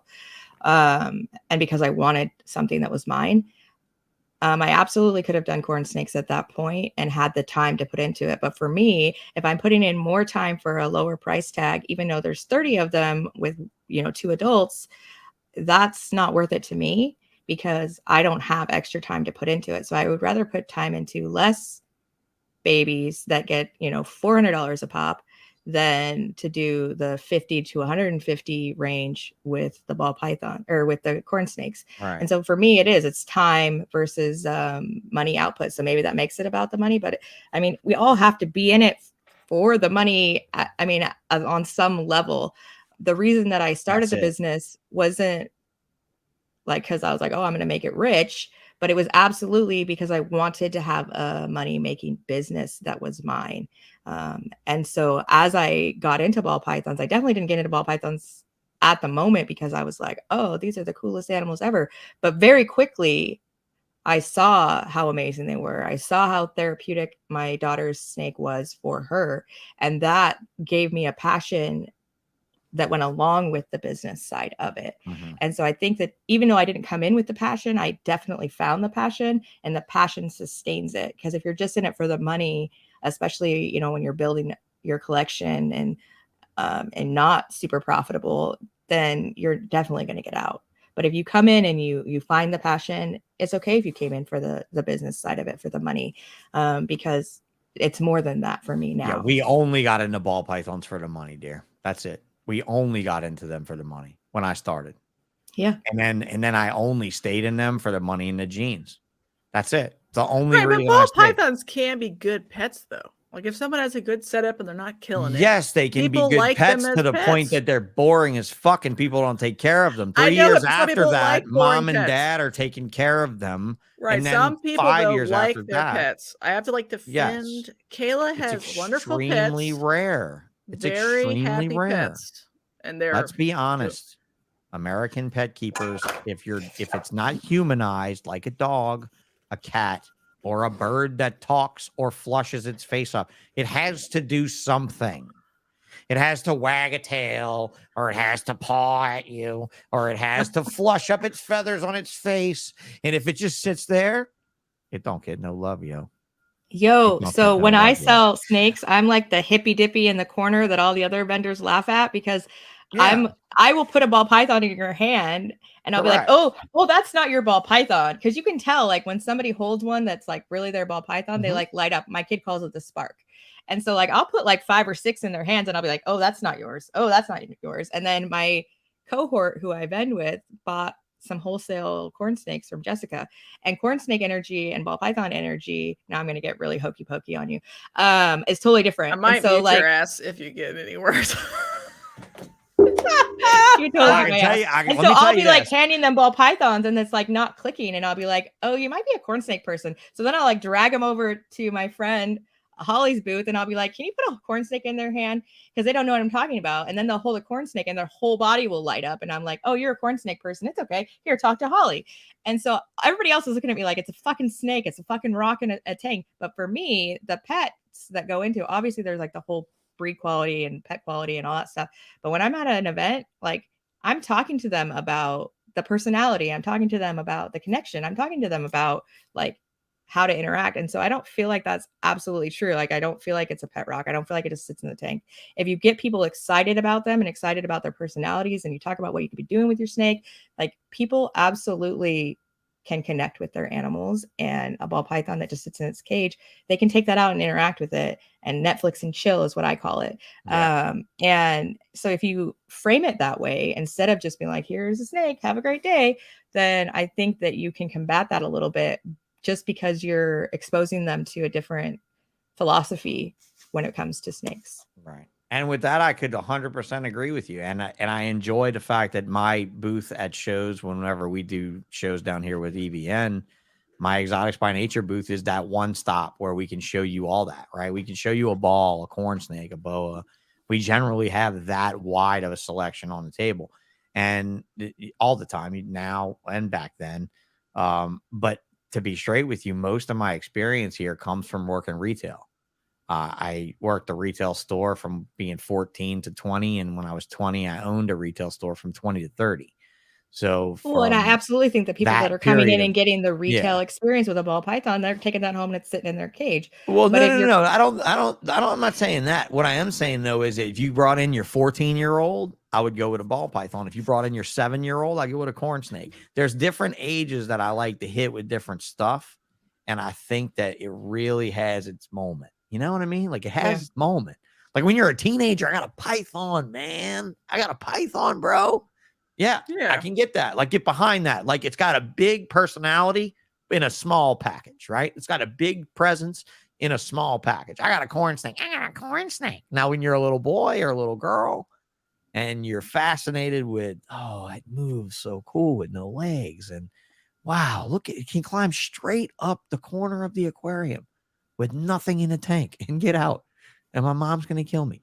Right. And like that kind of stuff, it to me, I think there's if you came in my store, I would simply ask you to do this, or do this. Tell me what you want. Tell me where you see yourself in 3 years. I don't care about right now. Right now is in the moment right now. Right now, this ball python is going to get older and uglier. Right now, this corn snake is going to get older and prettier. Right? Mhm. So what do you want 3 years from now in your pet? Right? And when that person tells me, well, I don't know how much time I'm going to have, and I kind of just end up watching the cages, and I had an aquarium before that, I put you on a corn snake because a ball python's going to bore the absolute fuck out of you. You're absolutely know? right. Or you're like, oh, yeah, I have parties at my house all the time. My friends are over and everything, and we kind of want to hold it, but I want something that can deal with a lot of handling. Well, a ball python's much better for you. Yeah. Much more tolerant to that as long as it eats. If it's not eating, you're stressing it out. You know? And so like when you see those people come into your environment, like at a reptile show, you kind of have it made because you already got them in a reptile show. Oh, for You've sure. already got them kind of narrowed down. I had a reptile shop for 10 years, but I also worked in a regular pet store. And working in a regular pet store, we put the reptiles in the front. You had to walk past them to get in the store. It was wild cargo. It's the only way we could sell a name. But you know how many people wouldn't come in the store because the snakes were in the front? Not very many, but very few would run past the shit, you know? But we had to take the ladders. We had the stupid ass owners put the tarantulas at the top. So you have to stand on like a ledge to see the tarantulas. And this woman goes up. And as soon as she gets to the top, look, her eyes go, she sees that spider. Oh, Jesus. And she goes backwards. Exactly. She goes backwards and literally knocks all. Thankfully, we had just gotten a shipment of aquariums. She knocked all the aquariums over to where none of them broke, but they were all sitting in a slant. So we had to unpack them all. They were leaning against the wall. She knocked a stand. It was a 55-gallon tank on a stand she fell back into, and the 55-gallon tank in the stand just fell backwards and just pushed all the other aquariums. But they didn't hit the ground and break. They all just leaned perfectly against the wall. So she didn't break shit. But we had to take the next week. There was wallpaper over all those tanks at the top. No more tanks at the top. Can't have it. It's an insurance liability. You can't put the scary shit up there when people climb up there and see it and just get scared. You know, and we used to always have little plastic roaches and plastic spiders and rubber snakes around the shop. Not for us to scare you, for you to scare you. Customers would come in and throw them on each other. You know, a guy would come in with his wife and throw the snake on her, and she'd, oh my God. And we would pick her out of a lineup, right? We'd bring her to the reptile section and teach her not to be afraid. Oh, I do that. And that's so much when I'm at a reptile show. So enjoyable. I saw a reptile guy not long ago. He posted, he went to his first school and did a school presentation. And I was like, how better is your hobby today than it was yesterday? And the dude was like, over the moon. You know, he's like, I'm over the top. There's not enough of that. There's not enough of you showing people the ball python and the corn snake. There's guys standing behind their table with lots of zeros on their ball pythons like it's just another breedable collectible, right? A breedable collectible. Is that even possible? A breedable collectible? No, it's not possible. It's not possible. It's worthless. It's fucking worthless. A collectible dies in a fire. It burns up. It gets rarer. Yeah. A collectible doesn't get more common. You know what a collectible is? A paradox ball python. Yeah, I think the answer to life, though, is all of the animals, even the normals, the wild types, whatever, we need to value them more and convince people to take care of them better. All of them. I agree. So like that, including male cinnamons. Including male cinnamons. My the most downtrodden ever. Reptile snake. My reptile snake is a male cinnamon, and the whipping boy. He gets so much love, and I probably get 50 people begging to buy him every show because he's so Fuck, amazing. that's amazing. You know what you should be doing? You should be taking donations of male sentiments from other people and lying to those people and telling them it's all the same one. Just do and like a selling them swap to under the everyone. table. Everybody's sell getting it. my teddy Sell it. bear. That's Be for like, sure. you want to buy it? Here it is. And then just grab another one from behind the table and be like, here's my baby male sentiment I've raised. Would you like to buy it? It needs a home. It's just fuck. You know, pull up William Philippek's comment about diversity in the industry because Yeah, he's that's correct. that Read it, Sean. he's one of my deal. You read it. It's your show. You know, I mean, Yeah, that's but it. you have beautiful tones. Oh, come on. That's why I think Dulcet. diversity is so important in this industry. So there's something interesting for everyone to work with. Yeah. And I mean, I'm right there with you, William. I am. I almost wore your shirt today, but I decided to wear a sponsor shirt. But yeah, so he's been one that got in the balls and went straight because he worked for Ben Rennick, went straight into the multi-species game. And man, he went to South Africa on a trip. So like, you know, people that will actually chase their hobby to other countries, that's fucking amazing to me. Yeah, I agree. Or you're like, I love this so much, I'm going to go see it. I want a South African rock python so bad, I'm going to go where they live and I'm going to look at them. Because I to can't me, Travis you know. Whistler as Travis Don is awesome. Soderbergh 2.0. Yeah. Yeah. To So me, you mean Don Soderbergh 3.0 is really should have been okay? the Yeah, question. I mean, they're But still yeah, like sharing I would say, collection, sort of. yeah. But like I want corns that are selectively bred and really exciting to not be looked down upon as like not an interesting species to keep by like cool keepers, like literally of every category. Ball pythons are interesting in themselves as normals, but if I backtrack to the 90s, they really were just a shitty python that nobody wanted. I mean, but that's mostly because they imported adults, never ate anything, and they didn't do well. You know, it has to do more. It has to do more with how the animals lived and how easy they were to work with in people's history. For being as easy as ball pythons are, Jana, that attracted to you, if you came to this game in 1996, somebody would have told you that a ball python is a horrible idea and that they don't eat and that they don't do well in captivity and that most of them die starving to death. I mean, I've literally watched female adults turn their nose up at every single thing until they died 1.5 years after not eating a thing, 2 years after not eating a thing. But in this case, you've got a species that was bred so much that it's absolutely bulletproof, you know? And yeah, there was no social media and stuff like that, but there was sites. There was King Snake in 97. We had sites, we had things. I just think that there needs to be, like Jessica said, there needs to be more excitement. There needs to be more information that's digestible in today's There needs to be a new morph.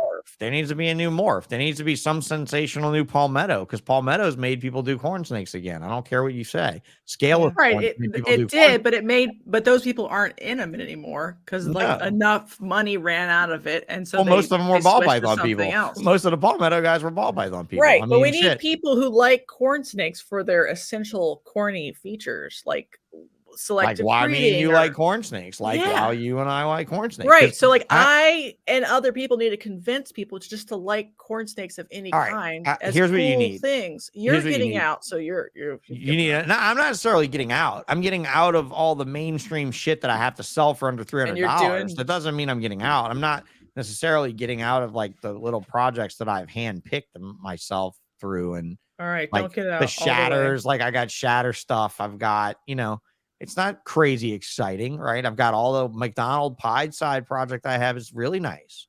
Those are all, when those start laying eggs, man, you're going to see a ton of killer Pied Side stuff out of me, because we didn't go over that with the Pied Side Blood Red project.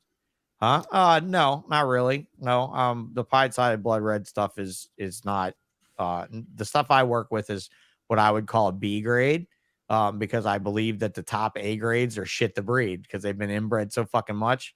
You breed those like incredible pied sides with like the white crossing over their back. You breed those things to each other. Look out. You can have some interesting, you have some like foot massagers you can rub your feet on. You have some fucking like, I don't know, like wallpaper strippers maybe. They'll be real bumpy.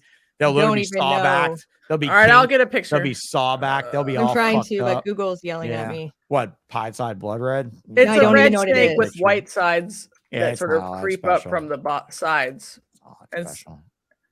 It's okay. It's look, the blood. Here's the thing: the blood red corn snake has a white mottled belly, and they were just selectively bred to bring the white up. That's all. Yeah, you That's see this badass. one, I that's the really like extreme one. We'll go to the picture directly below the one you're selected. The one to the left. Yeah, that one right there. Well, That I would mean, be- that's we pretty don't have time to extreme. talk about it, but there's the idea that it's a second gene that you can only see when it's homozygous diffused, and you must have 2 copies of it. That's Really? the other alternative. I've watched these guys theory. breed this snake since I was 15 years old, folks. This is selective breeding. I don't believe this is genetic at all. I never believed this is genetic at all. But whatever. I mean, I'll produce shit like that. I'll have tons of shit like that. I got a bunch of adults like that, or almost adults like that. Yeah, I got a bunch like that.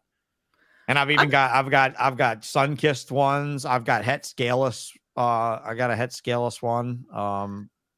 You know, I mean, it's a cool idea on paper. I'm not in this project because it's not my taste wheelhouse you don't or want, whatever. you don't want this project unless you get, like I said, B grades, C grades. I like if you buy into this project and you buy the extremes, don't breed them to the other extremes. Or if you do and you do good, tell me about it. It's interesting. I'd like to know what you do. Incubating what Kool-Aid or beer. Well, I know people maybe, who I don't have know. stuff, especially from You had to do stunning something different. snakes out in Italy. Oh yeah, They some of imported them back. Some of the European corn game I hear is pretty on point. And honestly, I think that's it. Okay, so you need a good photographer. You need someone with undying loyalty to the breed, Alex, to the species, Alex, like are you you. a good photographer? It's Corns me. are so I'm in hard Corn to Snake Army. photograph. Alex, I mean, honestly, bro, do you have a podcast? Because if you don't start one, you know, We need more corn snake podcasts. you need less corn on the pod and more other There is opinions a corn and snake stuff. podcast currently. But I don't know. Is it still corn on the pod? No, Is there's that still a it? He stopped. Who was that? THN. Donovan? Yeah, Is that Corn on the Donovan? Pod stopped, but THN has a Corn Stars podcast. And where is Donovan in the game? He got sold out and he moved to Tennessee, so you can't keep him legally. He Oh, just okay. draws pictures. Okay. So he just has opinions. Okay. That's funny. Good place for him to be. Great Did place you for like to be, Donovan, or- not at all. or- Not one bit. Not at all. What? Not He at did all. my Not logo. really. How does that make Not you really. feel? Not bad at all. I like your All right, logo. I good. could laser it. He did a good job. It's laser worthy. If it's laser worthy, it's worth it. Did you all good. get in arguments over? No, California we or got a something? little argument over something, and it just the way the argument went, it's more or less like, motherfucker, I was there. What do you have to say about it? Like, kind of, that's my opinion on corn snakes, though, and a lot of ball python stuff too. Like, really, honestly, it's not ego; it's just fact. I mean, really, you would say the same thing. I mean, Jessica would. Jana would probably say it with a smile on her face. We're gonna catch up with Jana after a decade of being in a reptile game, since she's already a pro at 2 years with a podcast. Super pro. No. I mean that. Like, here's the thing. Here's the thing that sucks for you. Let me tell you what sucks for Jana. Oh, I'm gonna Here's hit what the sucks mute for button Jana. again. Yeah, you can hit the mute button. How many subscribers do y'all have now? How many? I We don't know. hit 500. Okay, you have 500 subscribers now. You know what sucks for you? What's You that? never got to experience a real reptile expo. You never is got to experience You mean that. Daytona? You'll never get to experience it. Because they don't exist anymore, is what you're saying. No, because people will know who you are. Really? You think The if I best- went to Tinley or Arlington that people would stop me and be like, it's Jana? Wait till you go to Tinley or Arlington. I don't believe you at Okay. fucking all. Fuck you. All right. All right. Fuck you, Y'all motherfucker. should put Fine. money on it. Like No, I Jessica, did. you know what I mean. You guys are. This is YouTube. To our youth, we are celebrities. I think it's gross. I really do. But I mean, at the same time, Celebrity. we I are feel like, celebrities. Do you know mm, that I cannot enjoy a reptile expo? I know, Even if but I you're was cooler hoarse, than if I us. was But you've been forced and I around couldn't for like speak. a million years. I don't care. You I'm have like fresh 500 faced. subscribers. Yeah, That means you have 500. We're like the that least means you have subscribed podcast. 2,000 people Actually listening putting to you. out good content. You have 2,000 people or more that have listened to you. If you make a t-shirt, you'll be amazed when you go to a show and you see your t-shirt surfing in a crowd. You will see this. We The have very t-shirts last there. time. But I The am going to be very doing like t-shirts soon. So when I went to in the Tinley in comments, if you want 19, t-shirts, let me know.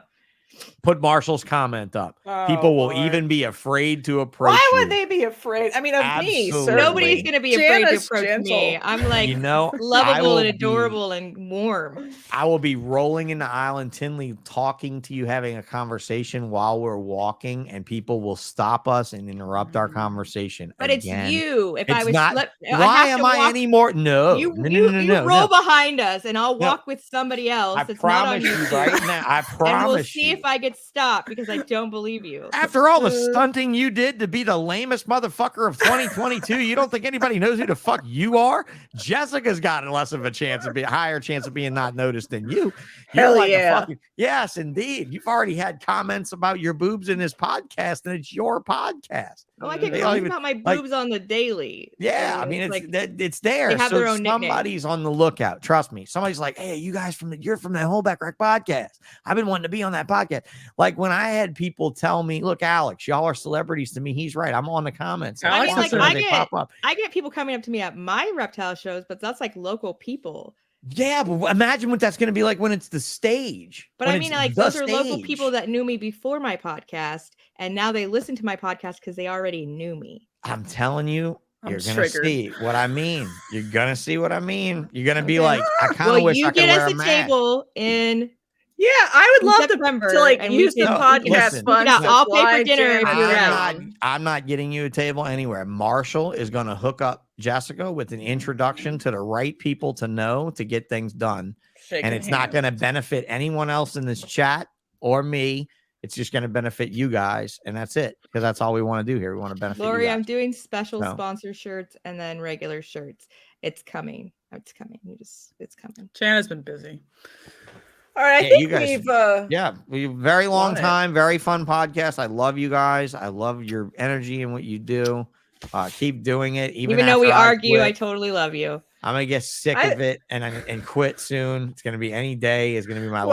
last you're podcast. gonna don't quit your believe you. podcast. Yeah, I've already told my sponsors No. expect a refund any day. What? I don't believe you at Yeah, all. really. No, I'm like really. We already had a conversation yesterday about it. Like it's gonna one or two ways. I'm either gonna quit or I'm gonna go fully paid.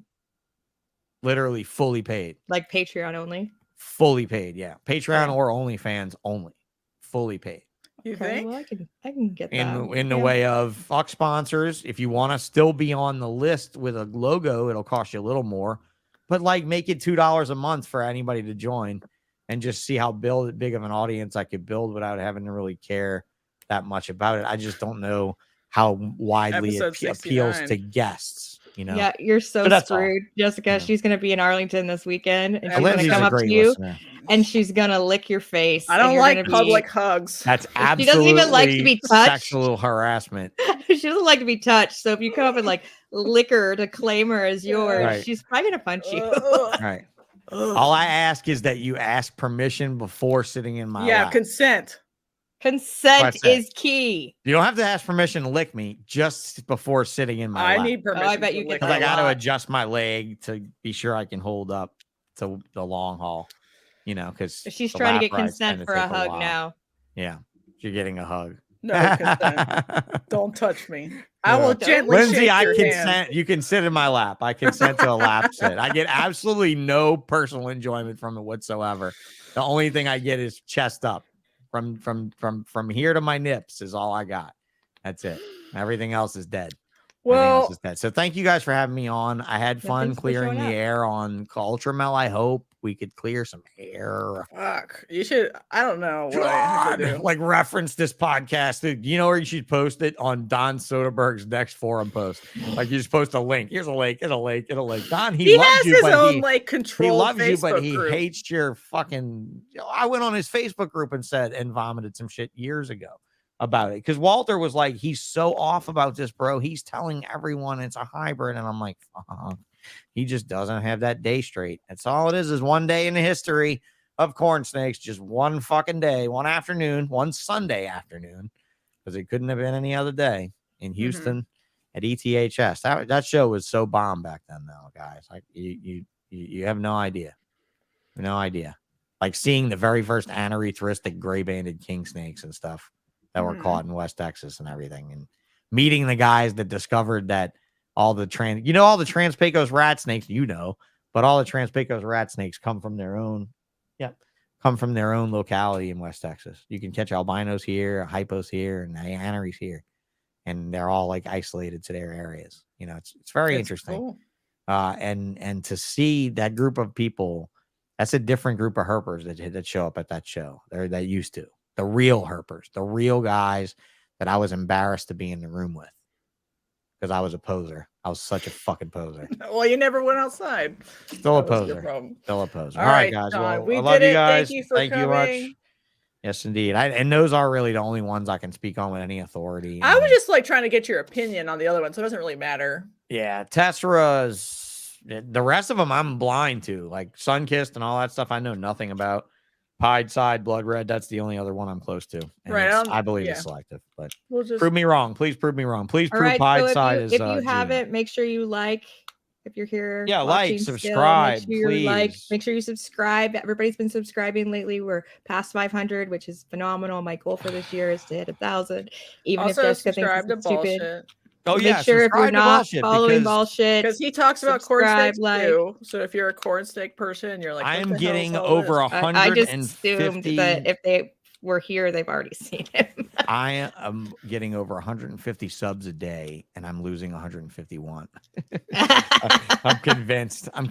I'm getting at least 150 subs a day, and I'm losing 151. I actually went backwards this week. Wow. That was possible. So whatever. I mean, think it's all you good. should not let it get you down, though. If I let numbers get me down, we would have quit about a year and a half ago. So Go look at our original episodes. They have It's like not numbers. 60 It's- views. Our intro episode. All of you guys, none of you have listened to it. Like Shame on Adam you. at Proper Royals asked us to do an episode we had just done like 5 weeks ago. I'm like, Let's buddy. just say this: that I'm a little sponsor frustrated. I'm not angry. I'm a little frustrated. Don't be but frustrated. but it's all right. Listen, I expect our sponsors to let's drop just us tonight. Let's say be honest. there's after a vacant- 3-hour corn snake podcast. Also, if you guys don't Oh, have you don't plans mean it that tomorrow way. You mean night- because you had Sean Bradley on it. That's no, what it was. Because It was Sean Bradley and How We Lose Sponsors. no. That's the new. Should have been the How we third lose episode. of 500 me. followers in one Fucking- day. I didn't lose that many. I lost like 3, but I mean, it really, it's just frustrating. That's all, because it's like we just went through a really weird thing together. I think Mhm. a bunch of us, Yeah. and I was like at the masthead of that weird thing, right? Like I was on the tip of the spear of that weird thing. Mm-hmm. Like, actually, no, I wasn't. I was like all the way down that weird thing. That spike of that weird thing kind of went through me, and I was like impaled on that weird thing, like I was in Vlad the Impaler's front yard. If anybody's a history buff, Mhm. I felt that way, and to have some struggles, and not all of these struggles are related to that. They're just things. It's just frustrating. So I don't know. Like, I question myself, guys. Like, I question my whole point in doing any of this. And Oh, be well, like, if you you're know not what? questioning yourself on a Honestly, weekly basis, um, you're not a podcaster. Jessica and I Yeah, have this I guess conversation you're right. literally guess you're every right. week. Because you're by yourself, you're not hearing it from other people. But Jessica and I No. go back and forth like every week. Why are we doing this again? Should we keep doing this? Do we? Yeah, even I this? like take a shit wait, and we I'm love like have podcast existential dread about twice Yeah. a week currently. Yeah, so like I jumped off the bridge and the bungee cord's getting tighter, and just as I think it might not have been tied off properly, somebody sends me a comment about how I changed their life, and I'm like, And then you're "Oh." bing. And I'm Yeah, like, it's fuck. exactly I was what like, everyone else is experiencing too. I truly wish that this week I don't get a bungee rip and I hit the water. No, yeah, Like that everybody poor girl on Reddit sends this week. Sean nice things. Sean, Yeah. I invited you on Yeah. because I wanted to have you on. So Yeah. I don't think No, not- people are not- going to not- no, I unfollow didn't us because ask you- we were I didn't arguing ask about you, corn please. snakes for 3 I didn't hours. ask you, please have me on. 'Cause No, I need I need invited. the We talked about it. And we're like matriarchy vote, right? I need pythons. the vote and of the let's talk about corn matriarchy. snakes. Oh, the So- vote of the matriarch. The I vote don't of get the a vote. I matriarchy. get a quiet, cute opinion, and then she's like, "Bitch, this is how we're doing it." All right. Listen, Well, I've I'm never going to steered you renovate wrong. my apartment, and I have a No, podcast never. tonight. I have a podcast Oh, tonight. well, I so have to that's do right. this Tune all in. over Plug it. again. Plug it, please. tonight is Big Matt from Ebony and Ivory Reptiles. nice. So make sure you guys we have- tune in. Leave yeah, him some that'll love be in an the interesting comments. one because I on do want to his. talk about the climate and things because I think Matt has some really interesting opinions that he'd like to share on things, and maybe it's the only time that we discuss things recent on my show, as well as him and his new logo and all the stuff he's gone through with ball pythons because he's been around for a bit, and he just seems interesting to me. He came into my attention more so in the last couple of weeks, just from a difference of opinion. And that's one thing I can say after being on the tip of the spear or fully impaled by the spear. I want to say that it was highly enlightening hearing that every single solitary asshole has a smell to it. And honestly, what I mean by that is that we all have opinions. We all have this incredibly unique opinion. Like I could find, two people that grew up in almost exactly the same way with exactly opposing positions based on some life experience, and that I have understood truly that I cannot please everyone. And that is truly sad. I think it's fucking sad. Wait, the that cat we can't wants you to hang in there. We can't bring great content. Thank you very much for the cute Cat's cat here. image. It's motivating.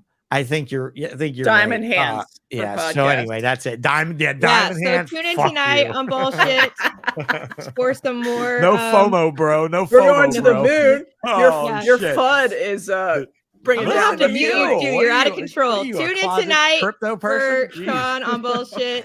If you're not busy on Saturday, tune into Forward Yeah, Motion Reptile. Yeah, I'll just be on finish there this hanging bitch out. up, Jana. Jesus Christ. And if you Get us want outta more here. corn Shut us up content, and let tell us us know go. in the comments, and we'll work up some more corn stuff for you.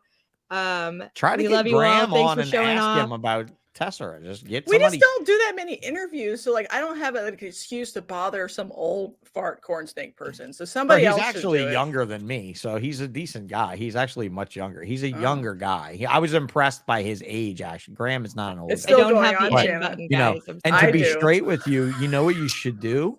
You should ask Travis Whistler for an interview because John doesn't like me, and John won't let him do my show.